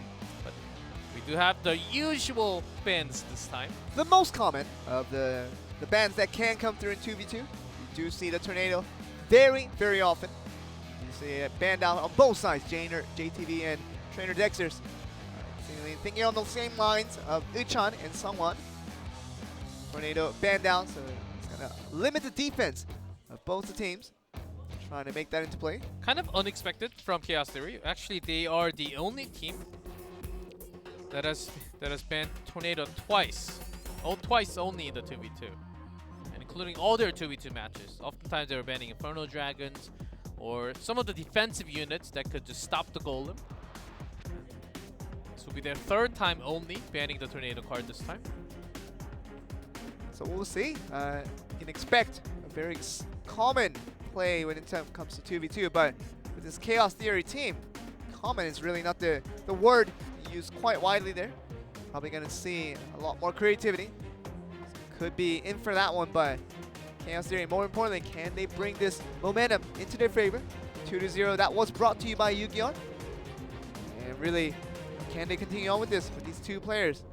If they get another 2-0 here, that would just bring the morale of Southeast Asia as a whole to really not feel threatened, not feel frightened about their stay here in Korea, trying to face up against these Korean teams. We'll make it even against Korea 1v1. We do have 3 matches tonight. Another match right after this, but let's see if they can actually close this one out. Certainly they do have the lead from having this first set taken with Yu-Gi-Oh! For themselves. Yu-Gi-Oh! was having 0-2-0-2, 1v1, 2v2, finally recording a 2-win streak for himself. And for OPG Skeleton, it is important that they bring this right back. They get another loss right here that will just close out the series, and going with the awful days of 2 weeks ago when they were strongly dominated by Japan, and it could be another trend that begins here. If OPG Skeleton loses, you might see the other teams, including Sandbox, who's going to be playing against Bren Esports a little bit later in the match. It's really important to bring on the momentum, just not for your team, but all for your region. And Korea, has been on the struggle. See if they can come back right here with OPG Skeleton showing off some strength. And for Skeleton, they have been having Uichan and Sungwon as a 2v2 most of the time. Was Charshu to begin also with for the first few weeks, but after Charshu went off to a 1v1 player for themselves, the pair has been Uichan and Sungwon together. Yeah. Only recording 3 wins, 1 tie, 3 losses, so just as even as it gets. There you go, and 30 seconds left before these two teams have to begin their 2v2 matches, and we're gonna see what that means though. As we see, they're kind of cleaning up their actions in terms of composing their decks. Even the coach is out there trying to help out to what that first deck eventually should be. Of course, the first good impression can lead you on to a second win in a row, as we've seen kind of as a pattern for today's matches as a whole. Just without the tornado, I believe we are off to a similar one where we see lots of golems, the miners, and poison, maybe even a rocket. And this kit does matter a lot of the unit placements. The cycling does matter, but it's more for where you place that poison, how well effectively you use the poison spell, and along with the other spells that can just do a bunch of damage to all the units. Maybe a single rocket can take out 10 elixir amount of value. We're going to get underway very, very shortly here, as we're going to get on to game 1 of this set 2, 2v2. We're talking about Chaos Theory. Can they continue on and finish off strong, or OPG against Skeleton? Or are they going to make a comeback? We're going to find out in this next game coming up.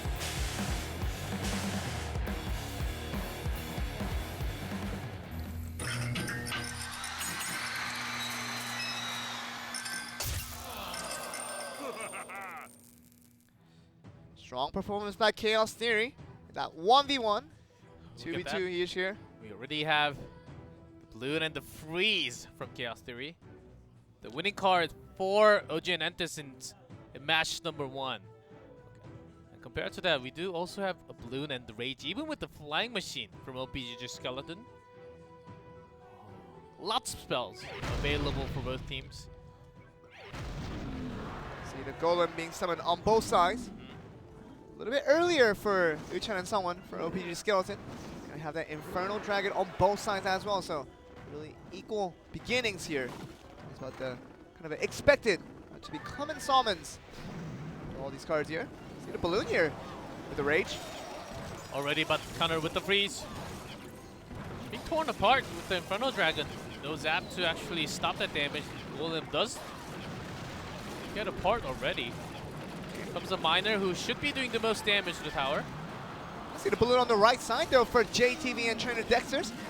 Does have the Infernal Dragon ready to melt it down, but we're going to see one drop. We do get one drop on the side of Chaos Theory. It's a good start there. Charge in. Does about the same damage, a little bit more with the explosion, but the Infernal Dragon is locked into the tower and not being dealt with. Oh no! What in the world? Down to my 164. He summoned the Prince, he summoned the guards, anything that was, but time was a little bit off for Chaos Theory. Did not get the aggro there, and we're going to see this go down, most likely with this flying machine. I believe they had the Mega Minion at that moment, so. And they didn't really have as much of an impact onto their counter push onto the right side either. Yeah, and it really was about trying to throw that aggro away, allow that Princess Tower to get all of the balloon, but oh man, that was a really huge one with the Infernal Dragon. Just a 0.1 second late spawn from them. It was very risky, but the balloon again coming in, but this time we'll get damage from the Mega Minion. Will actually does not get a hit, but gets explosion damage. See, one more drop coming in from that balloon. It's going to be able to destroy that. No problem there. It's about Chaos Theory now pulling it back to even. See the left tower for both teams being the priority now. And the Golem and the close-up Golem, along with the balloon right off with the Flying Machine Rage, going directly in. The Rage with the balloon, they just have to prevent it from getting that Zap one is there, drop. but one drop, that will just be it with the explosion damage, and OPGG Skeleton overtime. They do have 5 seconds to defend. 1563 though, I don't think they're going to get it, G-Cliff, because we're about to see the win coming from OPG Skeleton. That huge mistake coming from Chaos Theory was the difference maker, and see right there, Luchan and someone very happy about their result. Gets that first game win and wants to continue on this streak to hopefully get another win in game 2. You want to wait and look for your chances with the Inferno Dragon. If you let that Inferno Dragon directly to the tower, we'll go down, certainly. And the amount of damage by Inferno Dragon alone was actually more than the Golem oftentimes. Really? Mistake has been made. Yep, it really was, and wasn't really anything else. It wasn't about a legendary, I don't know, Infernal Dragon that was the greatest play in the history of Clash Royale. It was just a mistake. It was just a mistake. When the Infernal Dragon was reaching the tower, you have to have any unit, even that one elixir unit of Skeleton does the job. You're talking about any unit that can slow down the Infernal Dragon by aggroing it to another target. Instead of the tower, that is what you were supposed to do there, and he tried it with the Prince, tried it with the guards coming through, but like I said, one second or even less than a second of a difference, that was the result of the tower. Chaos Theory going down very early in the game. 0.1 second, you do want to make sure. I think they also had enough elixir. I think they were just, maybe the communication issue. Yeah. Are you going to drop it down? Do I drop it down? And maybe that became a harass for them to actually drop down, because they did drop down at the same time at the end. They definitely noticed that with Chaos Theory. Wasn't a skill difference that lost in the game, but it was a simple mistake. It literally went from the tower, from full health, down to almost nothing. Yeah, 163, it's basically almost nothing. Yeah. But there are lots of poisons available. I think also even for OPGG, they also got a little bit lucky in terms of the opponent's defense. Yeah. I think it was going to be a close game regardless. Let's see, we are into game number 2. Let's see if OPGG Skeleton will bring it to set number 3, or it will be the end of set number 2 right here.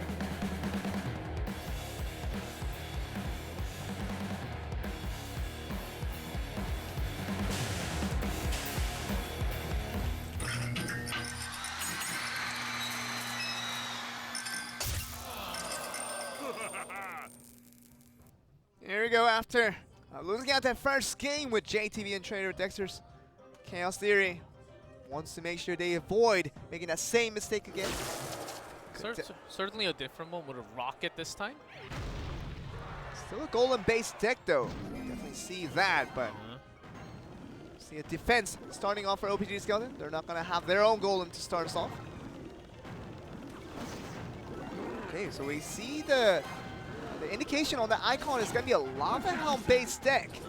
On the side of OPG Skeleton. I was wondering why we don't see the Golem. Of course, they didn't have that in their starting hand as well. Now we're finally going to see the Lava Hound here. Taking the aggro away from the Infernal Dragon. So, whoa. So that's a waste of 7 elixirs right there. Don't the best of starts for OPG Skeleton in that occasion. I think they were trying to delay it possibly, but should have been placed a little bit farther back if they wanted to make their own push. Now the sprints will actually get cancelled by it. The charge does not come, but direct hits 3 times. 3 hits. That's a lot of damage. Talking about 3 hits coming from it, and the balloon now continuing on that pressure. And even the double zap consumed for that to stop the damage. Right, and the miners have kind of free time along the paths here, and even the Mega Minion knocking off the Infernal Dragon as a whole. So OPG Skeleton, they lose so much there. Let's see how they can bounce back. Towers at the bottom. Pretty healthy, I would say. Compared to that against OPG Skeleton. Right one about half down. Left from about 1,000 down. And this looks like a better push for them now. Yeah, Lava Hound was wasted last time around, just heading its aggro directly to the Infernal Dragon. That's the last thing you want. And we saw that 7 elixirs really go to waste. This tombstone actually helps OPG Skeleton a little bit by slowing down the Infernal Dragon. We'll look at that double miner and a great counter balloon. Balloon on the left here. He does have it ready for the Mega Minion to take care of that aspect. He'll be dropping it down 1371 for the side of Chaos Theory with 1127 now for the side of the right side of the tower for OPG Skeleton. Let's get the charge into the tower with the Dark Prince. Makes it push. about as even. Double Lava Hound though. You see it being countered by the double Lava Hound. That's going to be just coming through. The Golem really not making the play here. Lava Hound does not directly do the damage to the tower too much, even with the pups, but the Golem actually doing so much more damage on the left side. Lava Hound still doing a lot of damage. The second one is still alive, putting a lot of damage, and 25 seconds left to go, and he's still continuing on damage. I don't think the Mega Minion will have what it takes. Is going to be able to destroy it in the end. With the fireball, and that should be it with the poison.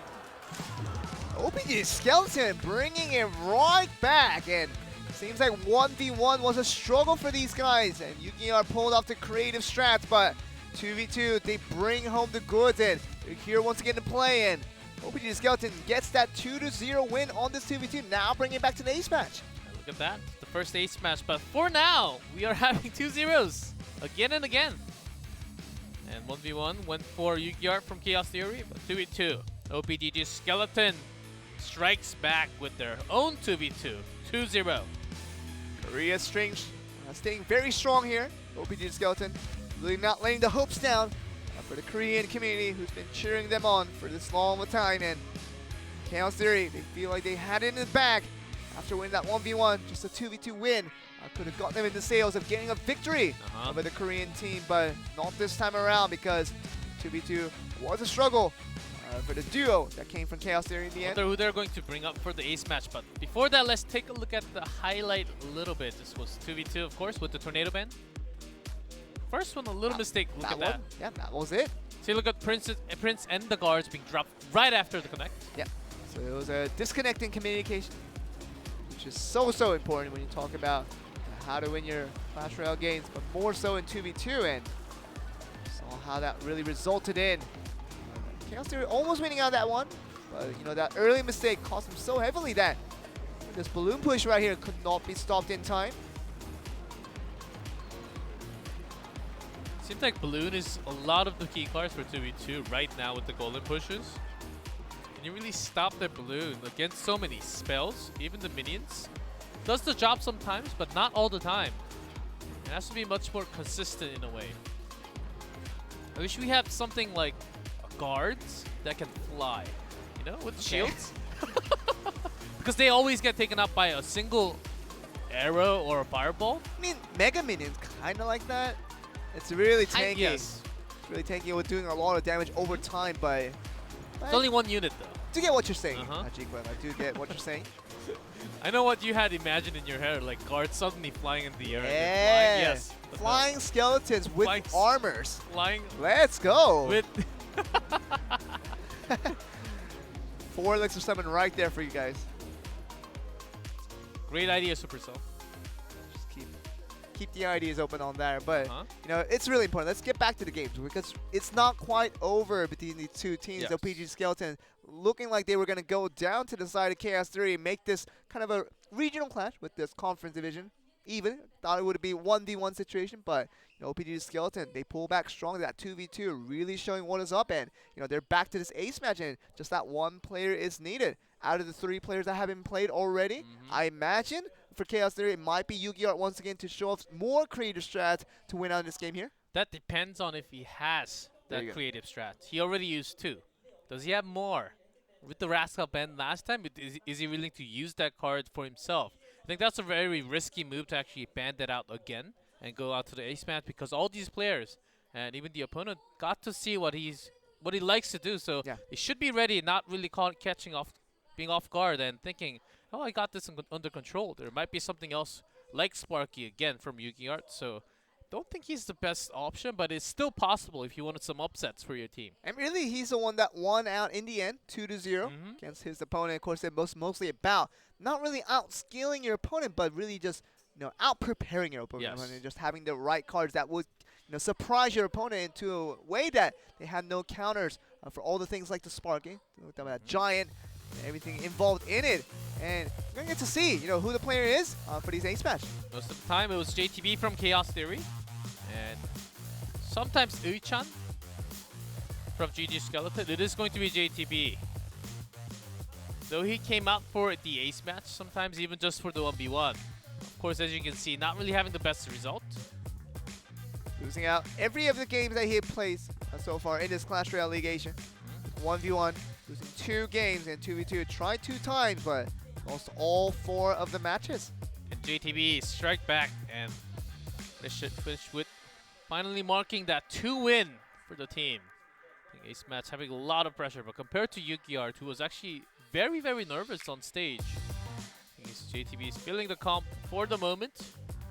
What we're going to see in the side of OPG Skeleton, you were right on both ends, G-Cliff. Uichan is going to be the one out. Look at that sheet. Filled with ink, basically. Yeah. Talking about 2 wins for 1v1. 2v2s. 8 wins, 1 loss, and 5 losses. I know. He has been the 2v2. Basically, he played in, I believe he played in all of the 2v2 games. He has played a lot of games. Yes. That's a lot of games. Certainly a lot of games. I think we're going to be ready to see if Uichan can continue on his success. He has had relatively good results so far. Can he continue on against Chaos Theory? We'll find out with the ban cards though. Tornado coming through, along with the balloon from Uichan. See what that means though. For a second, I thought the skeleton card was banned. Just looking at the right side. That's a new card in the game, but it's balloon. And balloon has been the key card for 1v1 and even in 2v2. Yeah. Tornado, just a great defensive tool, as you know. What does that really mean into the composition of both these players in forming their decks? I think it came down to the time where we basically have all the players going overtime, most of the cases, and just go with the cheese trap and look for that kind of like your collection day. Go for the sudden death game where you just destroy 1 tower, you win. Yep. There's no additional time because you're already in overtime. That's kind of how we actually feel like in the right now. Just go with that overtime, make sure you survive, and then play your key card, like a sudden lumberjack along with the balloon. Go all the way in, you put everything, even the rage and freeze spell, and then pick the tower down, you win. Let's see if that trend for 1v1 actually continues here. It's going to be really important for both of these teams. Everything is on the line, and just these one player from both teams is going to be the one to really decide which team gets the victory, which team will suffer another loss. Of course, that both teams have been seeking good wins in this tournament so far, but get these 2 teams in forming their composition for that 3 minutes they have. Of course, with the tornado and the balloon banned out.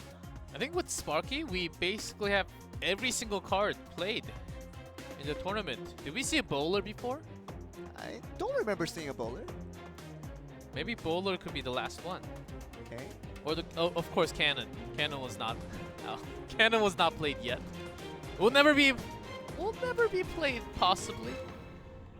Just want to see more Rascals though, because now it is not banned. Yes. In this 1v1, and we thought it was a lot viable card in a 1v1 scenario more than it is in 2v2, and now we're gonna see it again because I feel like the Korean players have put in the work to form a new deck around that specific card, and be exciting to see it being played, possibly contributing to a win here. Yeah, we did hear from Q-Mills, not just from Q-Mills, of course, for the first match interview, but from lots of the players, especially from Korea, saying that Rascal is pretty strong.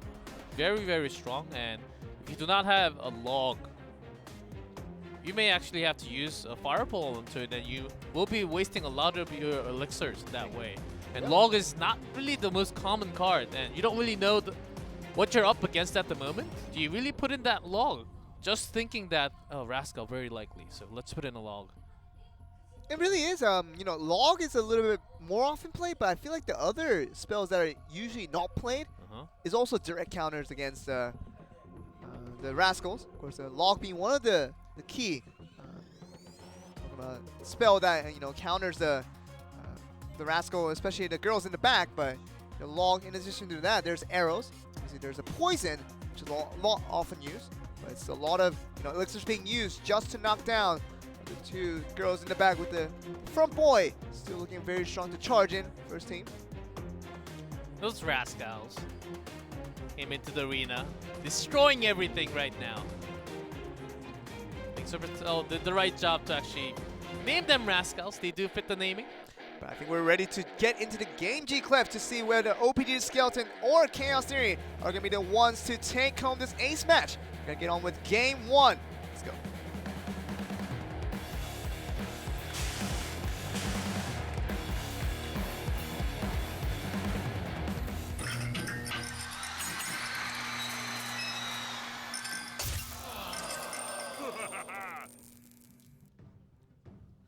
Let's get underway with Chaos Theory having their last hopes against OPG Skeleton. In this ace match, JTV looking to be the savior and the hero, any word you want to call him, against Uchan from OPG Skeleton, who's trying to do just the same for his team. Uchan does have a lot of data for 2v2, but not as much for 1v1. Wonder what he brought without the balloon in this case. They play one with the Elixir Collector ban, and he was not the one that he banned. He was banned against the balloon. Right now we see players holding off from making any proactive plays, other than Uchan just cycling through that sap, just putting on the tower there. I do feel a lot more as they're waiting for now. Just one big great push. Should just be close to be ending the game. There's the tombstone off right at 2 minutes. It's going to start right at 2 minutes instead of the 1 minute mark. Notice the Prince is going to be used to counter the tombstone that came through. I think he was just looking for the cycle and a big push with the Lava Hound already from Wishan. Fireball tossed down. Okay, so we can see the Mega Minion being targeted here. See the Electro Wizard actually. Yeah. It's going to be a great counter against the Infernal Dragon who's trying to get the job done. You see that Lava Hound push. Not the most successful for the side of Uchan. We're going to have to spend Electro Wizard because the Mega Minion did survive from the Fireball. Yeah. And everything was locked onto the Lava Hound instead. It was really important that he had the Electro Wizard to counter against the Infernal Dragon that came from Uchan. JTV getting the maximum value out of that one. Let's see how he wants to use his own push though. He does have Electro Wizard, which is very, very good of delaying all the air units Uchan has. Very slow, steady. Infernal Dragon, of course, totally countered from the Electro Wizard. See a giant and a double Prince combo. Looking like it's going to be played right here. The Mega just taking care of the Lava Hound coming in, but the tower going right away. Hits from the double Princes. They're going all the way into the three crowns. The reason why you actually go with the Prince and hold on to that comment is we do have a big push and counter push at the bottom as well. Let's see the Mega Minion. So just cleaning up the work here. The 3 crowns did not immediately come through, but still trying to waste time here. JTV. That Prince was basically wasted, but this if you can only buy 6 more seconds with the Fireball, the counter Fireball does come directly to the tower. 2 seconds. Oh, 1 second. Just finished on time. So we are going to overtime. But look at that HP onto the King Tower. That's Only insane. 1646. We saw the double prince doing the work to get that done. Going directly in once again. So going to be targeting down the tombstone to get rid of that before the giant can just push in. Along with the dark prince, who's trying to do exactly the same here. It had to spend the miner to defend against the King Tower pretty low, so you have to do. Go for the second tower. The left tower here trying to be the target here. The side of JTV. Change up here a little bit. And we'll get some hits counter-wise for Uchan. JTB taking hits with the crown tower as well. Oh, but look at that heavy push now onto the King Crown and trying to do it all here. We'll see the Infernal Dragon. Just lock into the left bottom tower. The zap coming through. Will that be enough? I think so. Locks in once again, though. Uh-oh, and that will be Uchan. Using the Infernal Dragon once again. We've seen this before from somewhere. And we're going to see this Uchan get lucky with the Infernal Dragon once again. Yes. As, you know, obviously JTV, I think he easily could have countered that one way or the other, but just lost track. Yeah, oftentimes what you do is you place your unit before you use the zap, so make sure you place it closer to the Infernal Dragon compared to your tower. There you go. Did a lot of damage even before the zap came around. Still, knowing the rotation and just a single Infernal Dragon actually doing most of the damage in 2v2 as well. With JTB played once again. Timeout being called by Chaos Series. He's going to get additional minute for the teams to talk it over. See Yu-Gi-Oh! And his coach joining in the side of JTV to give advices as to how this deck should be compiled for what could be the last match, the last game for Chaos Series as a whole.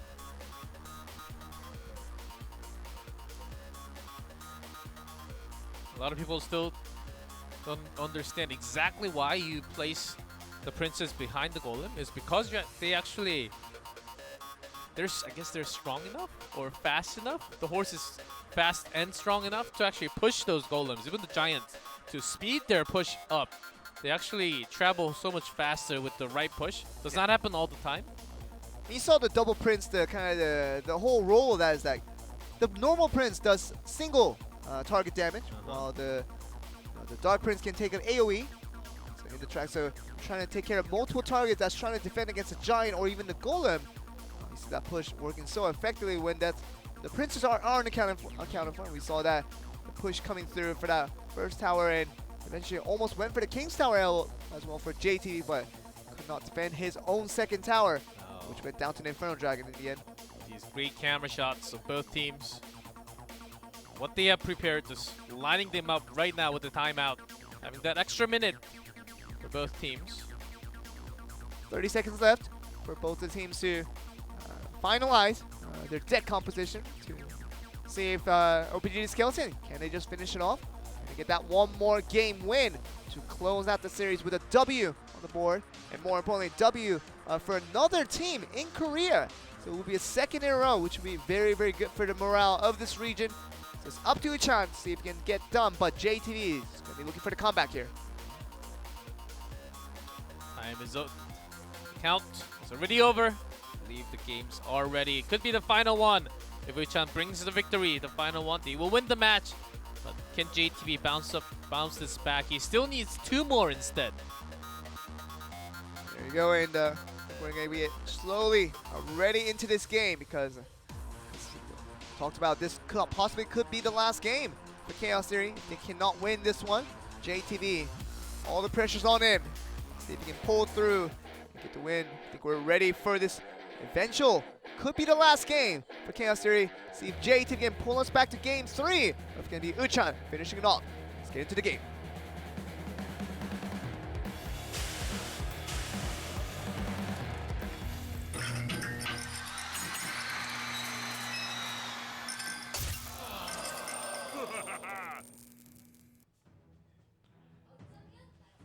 Let's see if JTV can do it. He can just defend out, win this one, get it onto the very final game of the series here. Do you think it's very, very, very interesting and really, really interesting? Not just because it's, not just I'm saying this because just to buy time, but Korean teams don't really use golem decks, but against the Southeast Asia, maybe they think they can actually pull the same thing and do it better. Usually not the ones, and there was never a team other than Chaoshu that actually uses golem for 1v1, but today they're actually using a lot to counter exactly how it's done. Playing fire with fire is that line of thinking. JTV placing the giant right again with the minion horde. Horde's gonna be Does he have the miner as well? He's not in this cycle yet. Let's even see the battle ram here. Onto the left side. Okay, the right side though. Still doing a lot of damage with the giant. Getting it down to 514 here. Lavahan very slow, and without the pops will actually does some damage, but takes a long time. Making sure JTV, he's getting that time. Do his own damage. Zap does not take the pubs. The Princess Tower is Look at the so damage, it's going down so low to the... That's going to be tower down for JTV. Yeah, Princess Tower was focused so much on the miner there. And even the Zap bringing it down to a one-hit molecule for those lava pups. Didn't matter because they were putting in full damage while the miner was doing all of the tanking for his miner pups to do all damage. Bats could have been a good choice for the defense, but he already used it right before. Yeah. Elixir Collector now being used by JTV to summon his 3 Musketeers. Musketeers load their bullets in. Say fire into all those air units for now. Minion Horde. Just the bat on your butt. Still they finish. Oh, talking about the Infernal Dragon doing so much work, and Lava Pups gonna do their own part as well. So getting down to 1609 for now. A better push this time with the giant, and tower is actually super low. Will very likely go down with the push. Let's see how much Infernal Dragon can actually do the work. There's a zap to reset. One more punch should do it. Bring it back to 1-1. See the mini horse still rushing at it though. So Batteram going straight, so he has to use a fireball. Big elixir spent there. But look at the 3 crowns. This just might go down, and the 1 Musketeer still doing damage from the back end. JTV. It's not going to go down so easily. It's going to bring us right into the very last game of Game 3. This last set of 1v1 in the Ace match. Finally, the 2-0 streak has been broken by this Ace match. And of course, when you use the fireball to the battle ram, that is exactly the time where you place the minion horde. Fireball came along with the last minion horde that came down right near the bridge, near the Infernal Dragon, 30 seconds before. But in this case, fireball, when it's just used, the perfect time to use it when Giant is already taking all the damage. There you go, and that's what you're gonna get with Ichan seemingly looking like he was gonna get another win and close us out, but JTV still held on strong and got a win for himself, and that's gonna force the OPG Skeleton to use their timeout, which will be the last game. So not the worst timings to use that final timeout. So you can see that 1 minute being added on. The original 1 minute that always is allowed it for both the teams to make their competition, but they're gonna be doing their last talk with the coaches, with the other players, decide what is the best hand, what is the best deck to go with in this last game here. Maybe going back to his comfort one.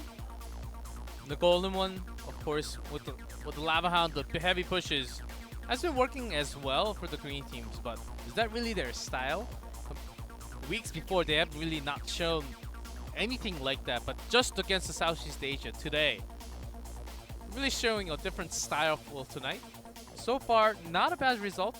Match 1, going to OGN Entus, but this comes down to the final game between Chaos Theory and OPGG Hunters. OPG Skeletons. Hunter was banned. 30 seconds left between these two teams until we get into the last game. 1v1 Ace match. JTV on the line with Uchan for OPG Skeleton. One of these two players will get the win, which would mean that one of these two teams will get the win. That will result in one region getting 1 W higher than what they started off with today. So JTV did bring his giant along with all the charging ones, and he never really got the battle ram to connect with the tower, but he got everything drawn out earlier. The spells, all the units, to make sure his outer push was actually doing more of the damage. So that's why Battle Ram has been very effective and competitive, especially. And even some bans on 1v1s. I think we're going to get ready to game, G-Cliff. I think we're ready to see who's going to be the winner between Chaos Theory and OPU Skeleton. The last match, the last game to decide it all between Uchan and also JTV. We're going to be the winners. Let's get into the final game. Let's get it.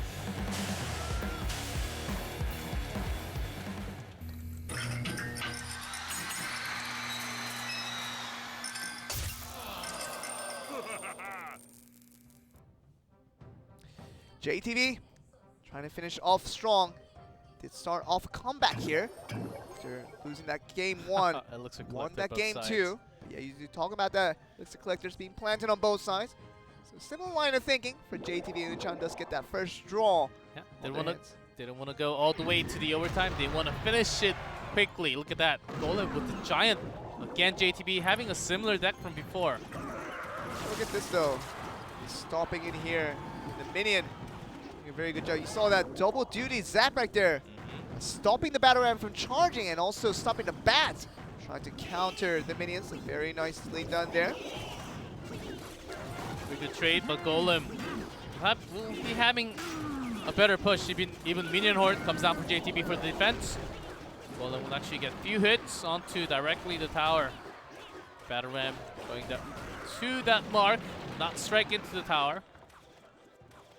But the Barbarians will. 3 Musketeers now for defense for Uchan. Still gonna have his tower fall down to 1669. Because he knows that JTB doesn't have a crazy big of a spell to actually deal with it. Okay, but he does have his own 3 Musketeers. Something that we didn't expect. Still gonna be going down in a pretty fervent trades. JTB wants to pressure into this one. He doesn't want to wait too long. 1 Musketeer still trying to do as much damage as it can. You see the push coming in. 276 and one more punch. Yeah, 1 more punch from the Giant. That will mean the end for that left tower for Uchan. Uchan, in the counter, he has been spending that elixir for the Elixir Collector, and he wants to make his own push in this case, so he wants to trade this one out and make sure he gets all the way down to the right bottom side and then go for the low HP one left side right after. JTV sees that Golem being summons. Gonna plant down another Elixir Collector. I think he wants to go in for all here, but 3 Musketeers now for full support. So look at the JTV going for the he's gonna go for the 3 crowns directly. And he can get it very, very quickly here if done correctly. He does have the time. Let's see which race actually wins the race here. The Minion Hornet and even the charge. Look at the damage onto the King Tower. That will actually be a win for JTB. Uchan could not defend against that, and JTV sees the 3 Musketeers summon all on the right side. Saw him going all for the end. For Uchan trying to put that desperate play into work, but JTV knew exactly how to get that done. Defense on the completely the other side. The Battle Ram and the Minion Horde Giant. You mentioned it. Everything right there to finish it off, and JTV gets that clutch after losing game 1. Comes back in the next 2 games and finds himself the winner in Chaos Theory. Picks up the W on the board for this time. That's it.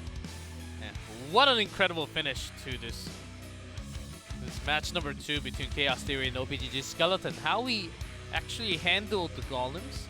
We do see the pattern a little bit here with the Battle Ram, with the Giants actually pushing in quicker than the Golem. Make sure if your opponent actually puts the Golem all the way at the back, you can place it right next to the bridge and make a quicker attack, even with the rage spell sometimes. That's basically how you win. JTB having a decisive move at the end brings his win to the team. See Uchan still having a hard time sitting down back in his chair because of the disappointment that he felt in that last one. Feeling really sorry to the teammates as well. This was the last one for the ace match. Also complicated emotions for Uchan as he could not pull it off. Game 1 did go over to his side, but it was all about this.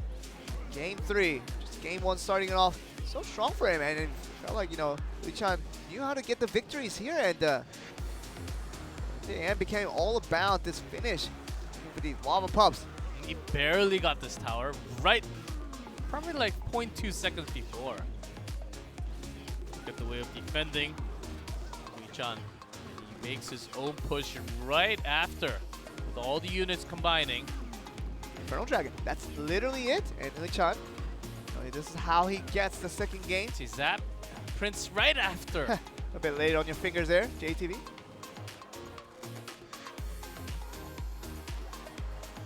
Another push from JTB this game number 2. With the Giant just walking towards it with the Battle Ram, delaying the backup units after the Lava Hound. So this is the key play right here where, he zapped the Lava Pups and that would eventually go down to 1 hit each time coming from the Princess Tower, but the Princess Tower was so busy targeting the Miner and Lava Pups had all the infinite time to get the tower down in the end. It's brilliant use of the Minion Horde.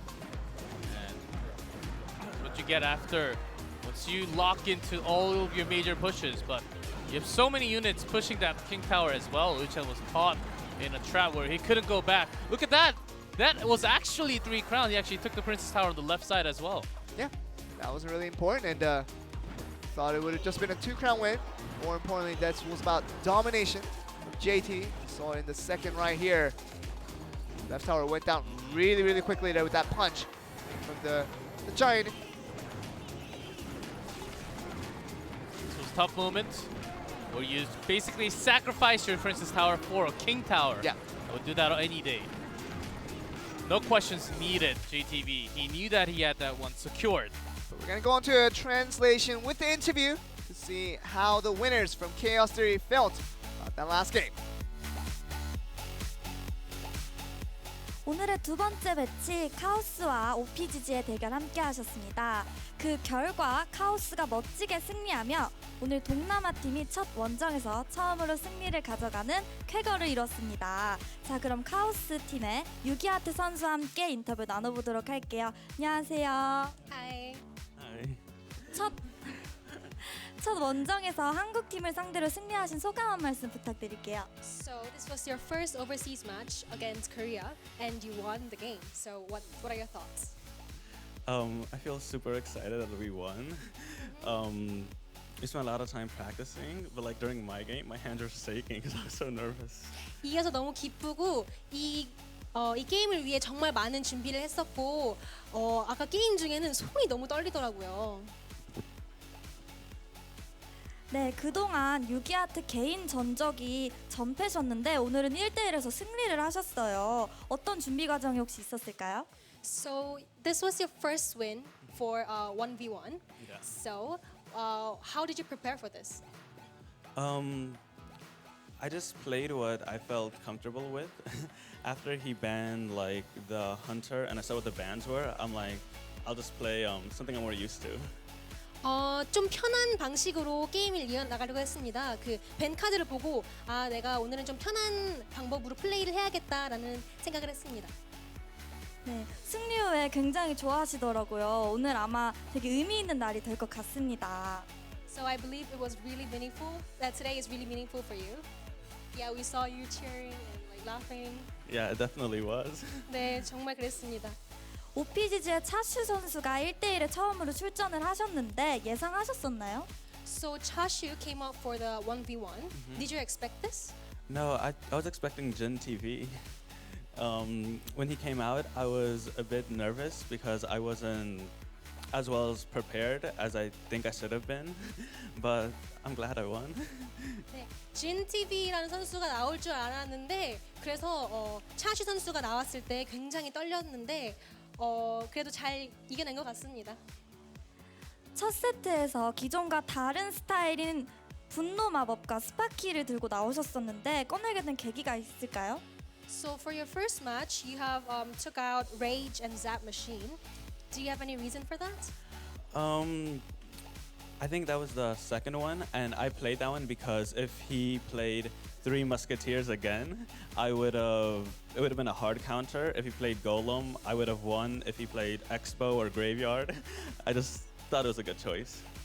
만약 삼총사를 냈을 경우에는 좀 힘들었을 것 같고 또 골렘을 냈을 때도 조금 좀 승부가 좀 갈릴 수도 있었는데 그런데 이 카드를 써서 그래도 조금 잘 이겨낸 것 같습니다.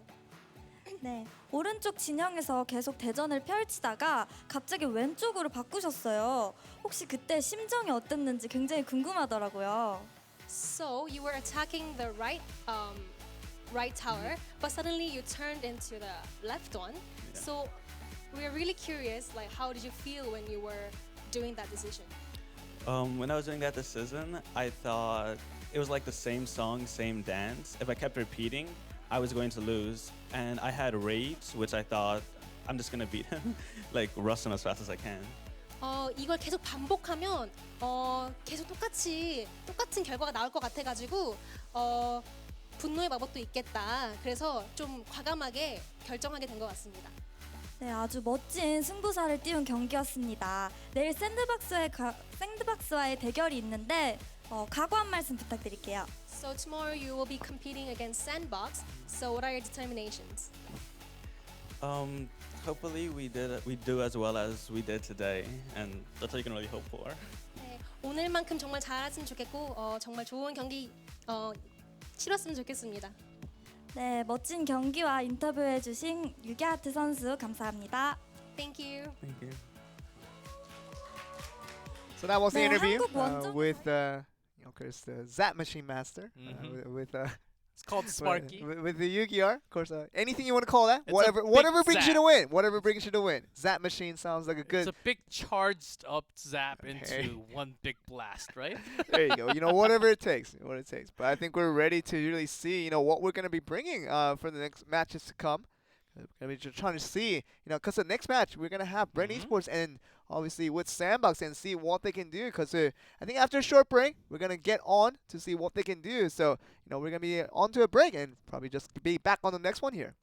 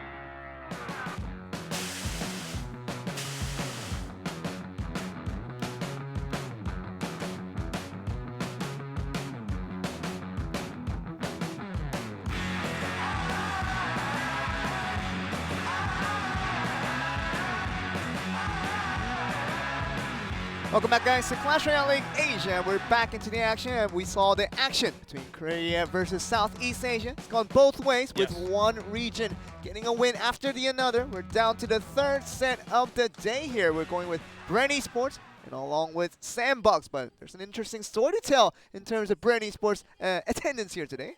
So far, if you paid a close attention to the screen, and you could have possibly known, why do they have missing players? Or did they go to the restroom? No, no, not this. Not in this case. So far, one tie between Korea and Southeast Asia. But today we actually have some issues with the player from Bren Esports. Yeah, they came along with a visa problem, so that didn't allow them to enter Korea day after where they were supposed to enter, which was yesterday, so they'd be ready for the games today. So 2 of the 4 players will not be here for Bren Esports. So what that means, if you only have 2 players to play, and you need 3 players in the minimum to play the games with 1v1 and 2v2, you need 3 players, but when you only have 2, the penalty that goes along with that is that Bren Esports will not be able to play the 1v1, so it automatically forfeit that first set. So we're going to be starting off right off with a 2v2 here. Yeah, that's why we only have 2 players, as you can see on their desk here. Seems pretty lonely, but at least you got your teammate for the 2v2. Noam Sai is here, and as you can probably tell from the team profile. Heka's going to be here as well. Detective Heka joining Noam Sai. Going to start off with 2v2, and if they lose this one, it's going to be 0-2, and they're going to be out with Sandbox getting off a very nice win. But which is very unfortunate because they have the lead in the, except for game win from Japan, they actually have second place here with 4-1. Yeah, and Manny Knoxville Jai will join us today after the broadcast ends, so they will be here for tomorrow's matches. So this penalty will not prolong for the rest of the weekend, but just for today, they'll be starting off with 1 set lost because they just don't have enough players to play. Visa problems, visa issues in esports do happen sometimes. Of course, it shouldn't happen for the matches, but as sad it is for us to actually have this result coming in, we'll jump right into 2 versus 2. But the best hope for Bren Esports is that if they win out this 2v2, one of the 2 players can come out for the ace match and win the scoreline in a 2-1 format. That is right. So it's not completely impossible where they cannot pick up the win against Sandbox, but they just need to start off right away by winning out the 2v2. It is still very possible, you know, having 2v2 win, and maybe either one of these great players, Noam Sai, Detective Heka, just having with the ace match and bringing the win. We do have Sandbox here, and 1 win actually against Game with the best team right now in the league. Ido Beaver, Connie, Shinchu. If they lose a 2v1, 2v2, and also the ace match, it will be quite humiliating.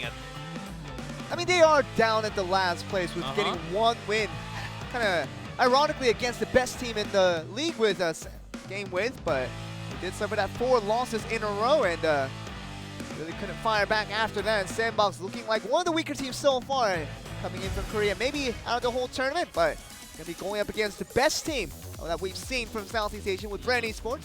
But I did hear from the Korean commentators, both of them actually, they were saying Sandbox finally found why they were losing. The reason why they were losing was because they were not getting used to the stage. Individually, they were okay players, but in terms of the team, competitive format with the team with 1v1, 2v2, and ace match, that's a new format they have to face. And individually they were okay, but as a team they were really bad. The coordination was not there for 2v2 most of the time. It seems like they are finally searching that out and working its way here. 2v2 coordination is definitely there for this team with Bren Esports. Heka on the left, Noam Sai on the right. Has a 4-win and 2-loss record for this duo right here. And they start off by losing automatically the 1v1. So they're starting off with 0-1, where they have to bring that right back to even by winning out this 2v2 set against these 2 players right now. About to see from Sandbox. Libido, and Connie from Sandbox. Only 1-4, very low in the standings. But to play some 2v2s, we do have 1-4 as well on the 2v2 record, but because the players on the other side who has been known very well as 1v1, No Aim Sai, and also Detective Pekka, they did play in a few 2v2s, but they really excel in 1v1. And Bren Esports, they have been practicing even before the league starts with having local tournaments on 2v2. They felt very confident about 2v2 especially. And Sandbox, their problem was 2v2. Let's see if anything has really changed for the Korean team. This is a strong suit for Bren Esports. The bread and butter, if you will. Talking about their strengths of the team has been always about the 2v2s, and you can see the bans coming through, and that will be the rocket. Wow, that's going to be something that we haven't seen for a while in 2v2s in general. We've seen it used in 2v2s definitely, but banned out is something we kind of like to say in this format. Going to ban it out from the side of Bren Esports along with the Tornado now for Sandbox. Lots of Korean teams, and even the Japanese teams last weekend has been using a lot of rockets in 2v2, taking out Infernal Dragon, even if they will lose in that trade anyway. There you go. Rocket is also banned, so they can't really finish the tower with that massive damage of 432. Yeah. So we've seen double rockets from situations like that in the past, but we've also seen rockets being used in parallel with the tornadoes. So with those two cards being banned out, definitely not going to see a combination of those two cards in general. But rocket being banned out, what does that really mean? Because obviously tornado bans are so commonly seen that it's not really a surprise to us anymore. But without having that rocket, you're not going to have the instant turret kill. We're talking about two rockets being summoned just to being cast to destroy the tower right away. Of course, we're not going to see that in the late game. Just means that we're going to get basically the same strats of what we've been seeing so far. No really different turnarounds here. It's not the first time for the rocket ban.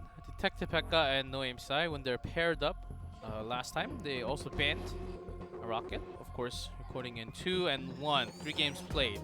Win the set with the rocket ban. They were having their own way of pushing it with lots of bandits, battle ram, dark prince charging in, like kind of like what we saw for the last ace match right before the break. Yeah. And I imagine that, you know, with Bren Esports, I feel like they're going to summon a lot of units. You know, talking about all these little flimsy cards that, you know, can go down in just one spell turn, and Rocket is one of them. So, you know, now banning out to Rocket, they can summon a lot of the 4 elixir cards that would go down in a single Rocket summon. So, we know Bren Esports likes to go all in on one lane, tries to get the win, and of course, banning out the Rocket just limits your priorities. The way you can just counter for that, all the aggressive coming in. So look at the comparison on both sides. Sandbox actually having quite a big conversation between the team members when Bren Esports, they're just standing, not even touching the screen at all. They don't have anyone to talk to. Yeah, that's for sure, but they're not even revising their decks at all. They're ready though. I think Bren Esports, they're not here to lose, they're here to win, and they come into day one thinking that just because of these penalties, it's not going to hold them back. And Heka and also No Aim Sai wants to win out this one. So they've shown really good strats in the 2v2, especially in their home region, but has shown abroad that they're still one of the stronger teams right now in all of Southeast Asia. Let's see if they can pull it out once again. And Giant Skeleton being seen with the most played deck. That was when Tornado was allowed. Not going to be not even going to be a similar deck in this case. Tornado ban basically takes out Giant Skeleton as well. Yeah. Giant Skeleton, we haven't seen it played that much. Ever since that week 2, we started kind of seeing what the Giant Skeleton can do in a 2v2, especially on the defensive side of things. But after that, it seems like maybe people have figured it out, and Giant Skeleton haven't been used too much right after that early weeks we've seen it. Only very strong when the Tornado is available, but the game is ready. Let's see which team will take the lead. Is it going to be Bren Esports or Sandbox? Let's go into this 2v2.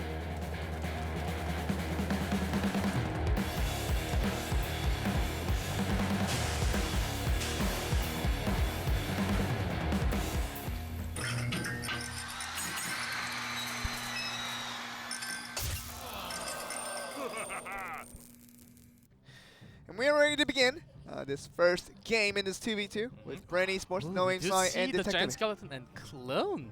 Okay. Sorry to cut you off there, but No, yeah, but I think that is something worth mentioning there. And you know what else is worth mentioning? A bomb tower for Sandbox. Haven't even seen a bomb tower in all of Clash Royale League Asia. look at that. Minion Horde. Good damage to the balloon. Rage actually not being in range.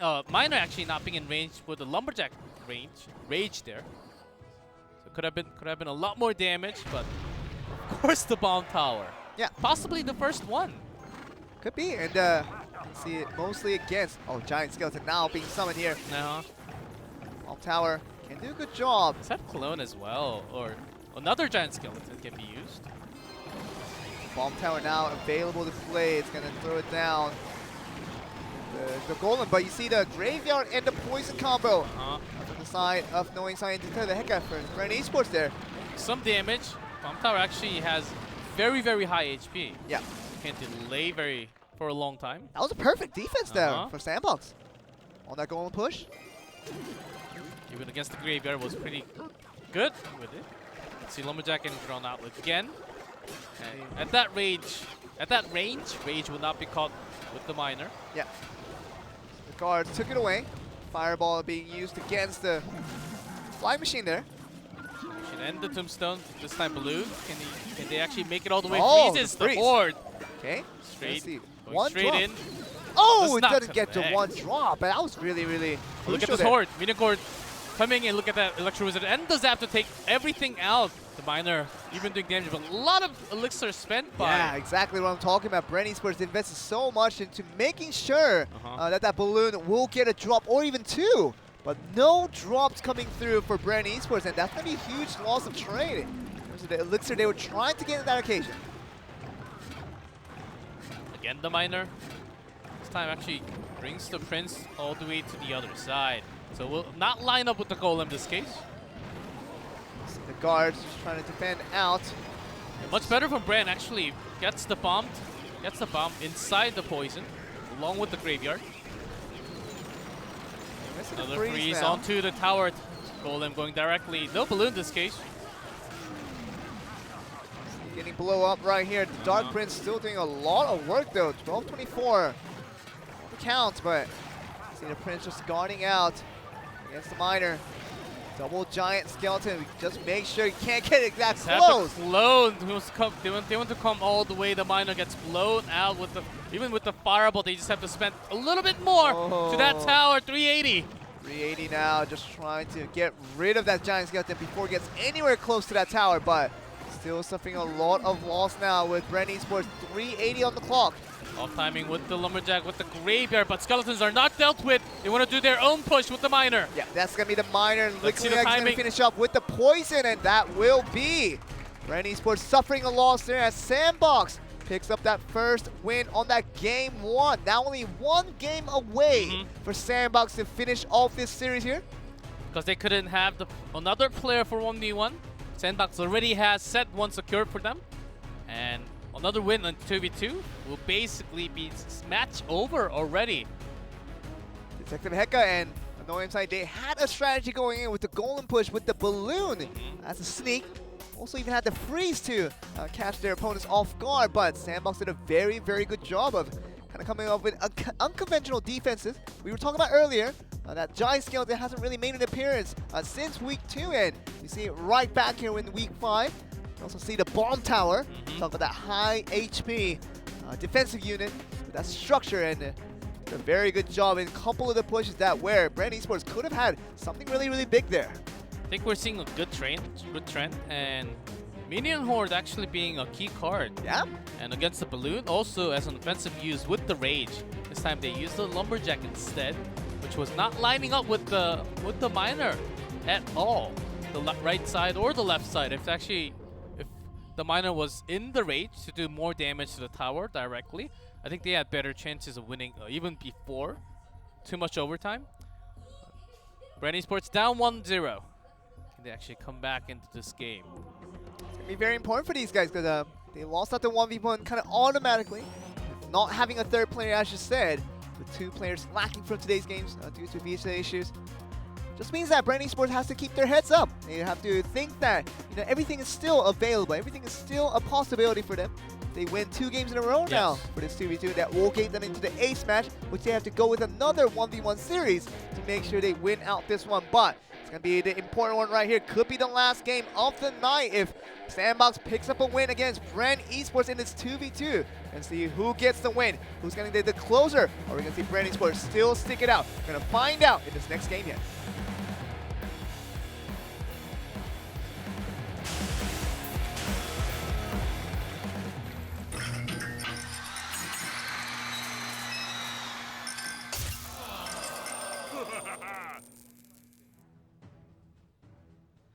Here we go. Bren Esports needs to win. There's no more losses for them. They're going to just win every game from here on to get this series win they're looking for here. Lava Hound push. Instant response with the miner. The Giant Skeleton as well. Lumberjack, how's that going to be taken care of? Going to be put down by the Tombstone. A great counter. The Lumberjack, as we know.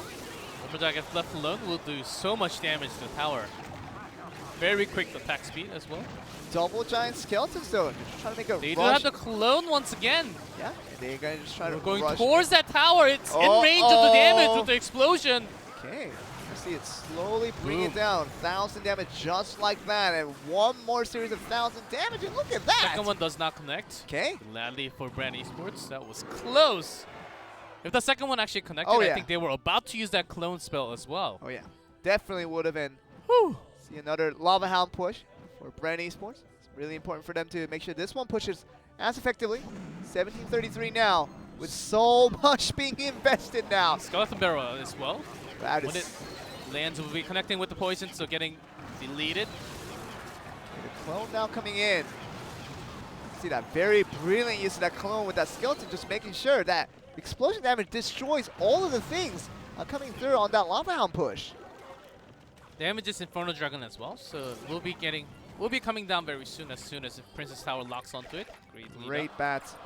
Just dealing with the Inferno Dragon and the Mega Minion at the same time. Pushing onto the right side this time. Double the miner, even the guards will actually do some damage to the tower. Yeah, the guards are down to 1,000, below 1,000. The guards are doing so much damage, it's not going to be stopped in. 500 less. 499. Gonna have to see one type of push coming. The massive push from right, and also Lava Hound on the left side. And another bomb tower. There's nothing stopping this now because we're just gonna see the push coming in. But this left tower is gonna be dangerous for now, Sandbox. That was close. Minion Horde barely took it out. Princess not really doing the damage at the right time. 381 though. This is gonna be very, very crucial. The Princess is gonna be doing some damage. 241 now. The guard's gonna be there to stop it. You see the Giant Skeleton still making a rush in. How far can it go? Can it get close enough to the tower here? But the miner chipping away as we speak. 243. Skeletons will defend well enough. 15 seconds on the clock. And activates the King Tower as well. But the poison actually takes it down, so it doesn't even matter. The miner as well. One crown down for both sides. One more. But the Lava Hound so close. 241 on the left top tower. Okay, if they can't stop this one, this is going to be the trouble. And the second tower goes down. That will be Bren Esports. Looking like they're going to pick up the second win, and it's going to be just one step closer into bringing us to the ace match. Talked about that visa issues, kind of halting themselves from winning out that set one altogether. Going to be eliminated from that right away. Forfeit. They're going to be forced into this 2v2 scenario. Now they get that one win. They just need one more before we get to the ace match. We have the Lava Hound. Instead of the Golem or any other giant pushes, it's comparatively a little less elixir cost compared to the Golem or the Three Musketeers as well. So you can actually push in greatly. Also, Balloon oftentimes just forcing that Minion Horde to be used as defensive use instead of attack. Yeah, and Minion Horde, it's really often seen now. And I think we've basically seen a Minion Horde summon. All day today. All day, and every game that we've seen play almost, not counting anything out, but yeah, Minion Horde hasn't been the most common card in recent weeks, but this week especially feels like it's the big one to go with. See the timeout being called by Bren Esports. Feel like they needed it right here after they got the win, so kind of surprising there. The necessity to pull out that extra minute to strategize there for their final deck. And they are the only people to call the timeout also. So it's calling for that timeout. Surprising, actually, I was expecting a timeout right before we go into game 2. So it could have been the final one, but they bring one back and then use a timeout. Thinking that, are they really going to use that giant skeleton once again? It did connect to our tower, which was a big of a problem. Yeah. Giant skeleton. Of course, if that second one had connected, the ending of that story almost the power gone. Could have been very, very different. The game could have went very differently for Sandbox if that second one had connected. Of course, the clone was even available to maximize that effect, but really didn't come through for that occasion. And Bren Esports held out the defensive force, trying to just attack on their own. Eventually got it where they had 2 towers being destroyed from the side of Sandbox. So it was really important for them to get the win here, but can they do it again? This is going to be the question. Let's see. It's the final one. For both teams, actually, of course, Bren Esports, if they lose, it's GG. Even if they win, they have to go to the ace match. Yep. They will tie it up for the ace match. Sandbox, of course, holding the key. Right now, Minion Horde getting countered by lots of zaps. Also, the balloon seems like the perfect time to actually counter. Not just even the damage. If you have the air units, the balloon will go around the unit. So it actually takes a little bit longer of a time also. You really have to place them in the perfect way. Yep, and we've seen the balloons make the differences when it comes to that one drop and even a second drop. Does so much damage to your tower. And the you know third drop with the explosion damage is tower done. gone. It's done. I mean, you get 3 drops in a row with the explosion damage. That in tournament level, it's literally just a tower gone. Let's see how they want to focus. So many air units because of no rocket. I think that's the key here. No rocket, no heaviest cost spell being available for either side. They're allowed to use lots of air units. Let's see what happens from here. Bren Esports, they need to win out this one to get us to the ace match. Sandbox still could close it with a win right on this 2v2. And see which team has the courage, has the vigor to win out this next one. We're going to get into this final game of this 2v2 set. Let's get it on.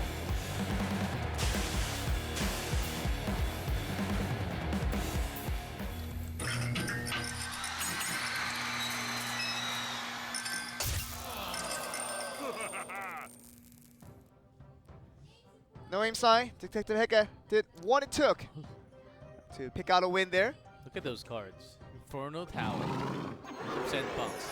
This Lava Hound will not be as effective for sure. Okay, looking at it here from Sandbox trying to win out this one. We're gonna get that few bites. With that double zap, making sure the Goblin gets deleted. Yep. See that right here. The skeleton's coming out, even with so much things coming in. Look at that Dark Goblin in the back though. So much of the defensive work. About the same, a little bit more from the Dark Prince push. Just the charge and the damage. You're gonna see another Dark Goblin with the Goblin Barrel being used here. Still gonna get a few stabs. Goblin Barrel does a good job after summon. Well, the barrels will be a big problem for Bren Esports. They do have zaps, but once that is out, the barrel will actually do so much damage. There you go, and still zap. Looking like, what was that? Just trying to go through. Goblin Barrel still chipping away a little bit at a time. 1325 with one more hit coming from the Prince there. We're going to see a second one. Yes, we are, and that's going to get down to 1045. A third hit. You really have to take down the Princess. Let's get one more hit before going down because it only slows. Yeah, 4th hit coming in from the Princess, and what a big win on that one. An Inferno Tower unnoticed there. Getting down that Lava Hound, which was crucial now for Bren Esports. How did they really win out this one as we see the balloon not even going to get a single drop onto the tower on the right side. Oh, even that Dark Goblin just avoiding that explosion damage from the balloon on its death.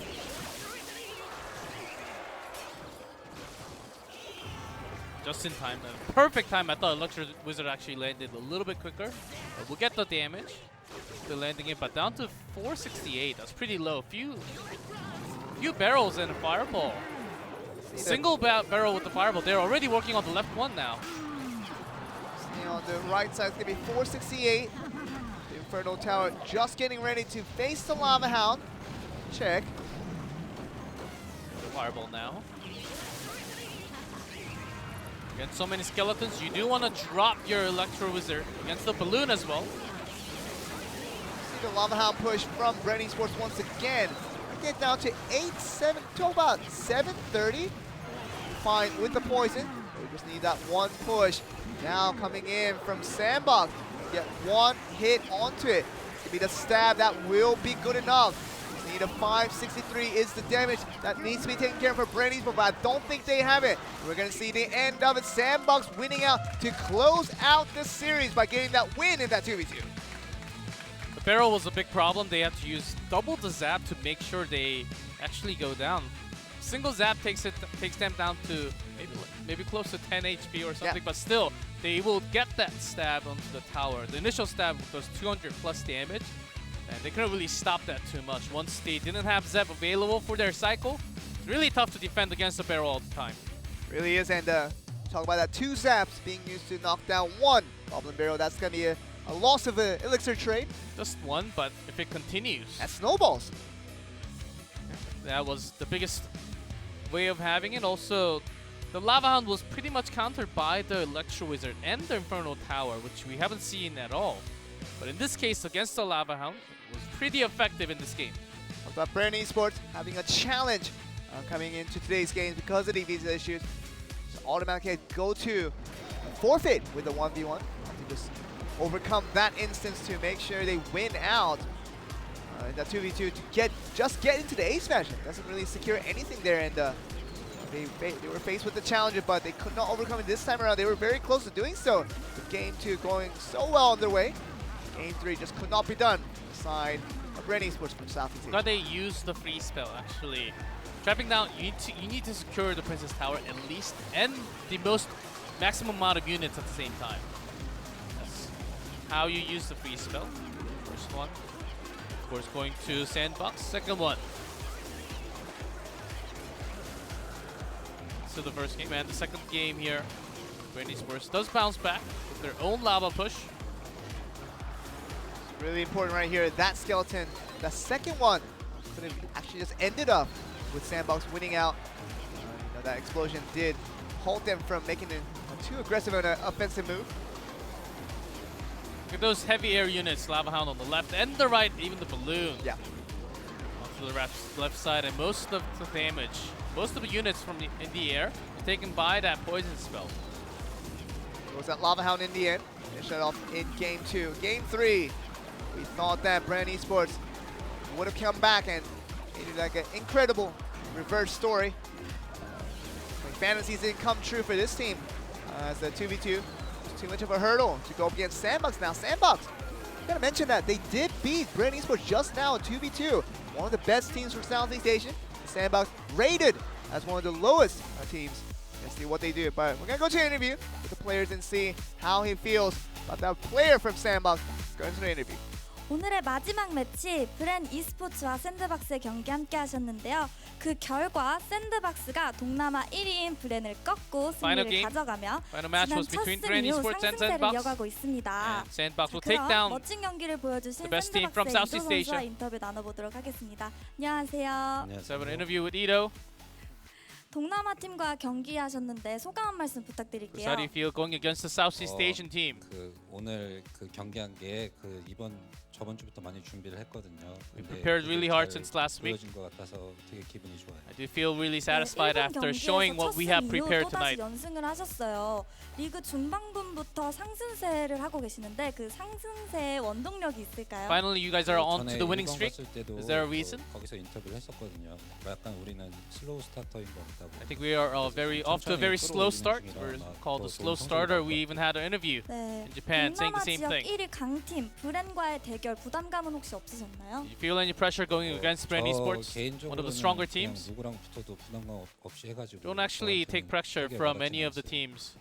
Personally, so 이도 선수 there was no pressure. 그동안 2대2 전적이 세트로는 전패를 하셨더라고요. 근데 오늘은 2대2 첫 승을 거두셨어요. 어떤 노력의 결과일까요? Resulted with a win before, but how do you feel taking your first win? 좀 많이 포인트를 줬거든요. 그런 면이 잘 작용해서 마지막 세트에. I think having few critical key cards. I think that's what we focused on during practices. 잘 들고 나오지 않았던 worked really well tonight. 관련이 있을까요? 되게 관련 없을 것 같은데도 폭탄 타워를 들고 온 게 되게 How about the bomb 신선했거든요. tower? That was really refreshing to 골렘이 see. 나올 Was there a 거라는 reason? 저희가 예측을 했었어요. 그래서 이게 라바가 나오면 좀 힘든데 골렘이 나올 것 같아서 폭탄 We did 타워를 expect the 들었는데 golem 다 to 맞았고, come out from the 그리고 세 opponent's 번째 side. 세트에서 저희가 인페르노 타워를 들었거든요. And even the Inferno Tower after the Lava Hound. 저 코스트 카드를 드는데 인페 타워 들어가지고 더 쉽게 이길 수 있었던 것 같아요. I think Inferno 네, Tower, 그리고 which 이거는 allowed us to 게임과는 좀 actually 상관이 bring us to 없는 win against the Lava Hound, 질문이시긴 which was pretty 평소 effective. 합숙 생활도 하고 팀원들과의 사이도 굉장히 좋다고 들었습니다. We heard the atmosphere in your team house is really good. 있다고 And you're being like 들었는데 a daddy in the 제일 team. 말 잘 듣는 착한 아들이 있을까요? 경신추 선수가 Who's the one that listens 아들 to 같은 you the 존재죠. best? 네, 그럼 그 선수에게 한마디 해보신다면 I think Shinchu is the 아빠 말 best. 잘 들어라. Oh, listen to the daddy. You gotta 네, listen. 아주 팀의 멋진 아버지이신 것 같습니다. 내일 카오스와의 대결이 기다리고 있는데요. 오늘 카오스의 경기를 보셨는데 어떠셨나요? 오늘 against 경기를 Chaos Theory, 보니까 you'll 뭐 be having a 프렌이랑 match 했을 땐 tomorrow. 크게 긴장 안 하고 할 수 있을 것 How'd you 같고요. watch the match against them? 심리 싸움에서 이겨서 꼭 이겨보도록 하겠습니다. We'll try to win the mind 네, games 이렇게 해서 against 강팀 them and 브렌을 try to have that 상대로 win tomorrow secured 승리한 as well. 샌드박스 너무너무 축하드리고요. 정말 자랑스럽습니다. 내일도 꼭 승리하시길 응원할게요. 지금까지 샌드박스의 And that was Ito. 선수. 그리고 MC from 루다였습니다. Sandbox. 감사합니다. Of course, Luda as our host. Pretty interesting interview, I would say, Joel. Did a great job with the interviews. See, she wanted to talk about with Ito how he feels about losing so many games in a row, and Yes. now on to starting with a winning streak as we see them on the win board against Bren Esports. So Korea on today's day, they did a lot better than we expected. We thought they might have just dropped all 3 games because Southeast Asia looking pretty strong, as we did see them last week out against Japan, but today, the case has been mostly about Korea just kind of coming back to style and really showing they can be a strong contender in this league. Really bounced back. Chaos Theory to come a long way. Well, went all the way into the final game. JTB winning that ace match. Getting a win for themselves. Will change up a little bit. Bren Esports sliding down a little bit. Just means that we need a few more games being played. We've got 2 more days of this weekend to decide the fate of Southeast Asia and Korea. Going to get a lot of the other teams to play out tomorrow and on Sunday. Yes. So be sure to watch out for that. And after those games are over, we'll finally get the final standings as to where all the countries, where all the other regions kind of line up with each other. Kings on Dragon X still right there. Did not play in today's match. Only 3 matches and 4 teams from region. We'll be playing in tomorrow's match. So make sure you watch that. And second, look at the second page. 2 wins. But depends on how many times you lost. You'll find your standings where you are standing at the moment. Sandbox is not the last place team Not anymore, anymore. and I think They they're just jumped up. They really did, and I think they want to go on this streak here. They want to go with this upward trend to continue to win games and keep this consecutive streak going. I think Sandbox definitely have the players to do that. I think it's about the mentality, and it's about the momentum they want to shift and trying to get the wins right here. We're going to get the next matchup for tomorrow's games. The 2 teams who didn't play tonight, HK Esports Club, Kings on Dragon X will be the first matchup. Make sure you guys tune in. 12 p.m. KST, a different time on Saturday only. And Kicks versus OPGG Skeleton and Chaos Theory versus Sandbox. As we saw, as we heard from the interview, Sandbox, can they really continue their streak? I think Kicks, it's totally possible with 2v2 what we saw today. Really important for Sandbox to continue on the run, but also important for Korean teams as in general, just to make sure they relive into this situation where they can become the strong region once again. They were definitely not the strongest region coming into today's games, but I think today's game showed us that Korea once again can bounce back and really show into contention what they're made of. Yep, Southeast Asia, of course, they had some... Bren Esports had some visa issues, so I'd say that was not really 100% of, certainly not even 70% of what they have. Bren Esports, one of the strongest teams. I would actually call them the strongest from Southeast Asia. Yeah. Not just in terms of standings, but how good they are in 1v1 and 2v2. Maybe tomorrow and the following day, they can show up a little better compared to what they've shown today. We're going to see a lot of teams bouncing back here because, teams that have been struggling in the past, they're going to come back to try to show stronger forces in their contention, trying to get back into Clash Royale League Asia. But Korea just right now going to this. But we're going to be back tomorrow for more Clash Royale League action. So that does it for today with me and G-Clef. We're going to be back tomorrow to bring you more Clash Royale League action.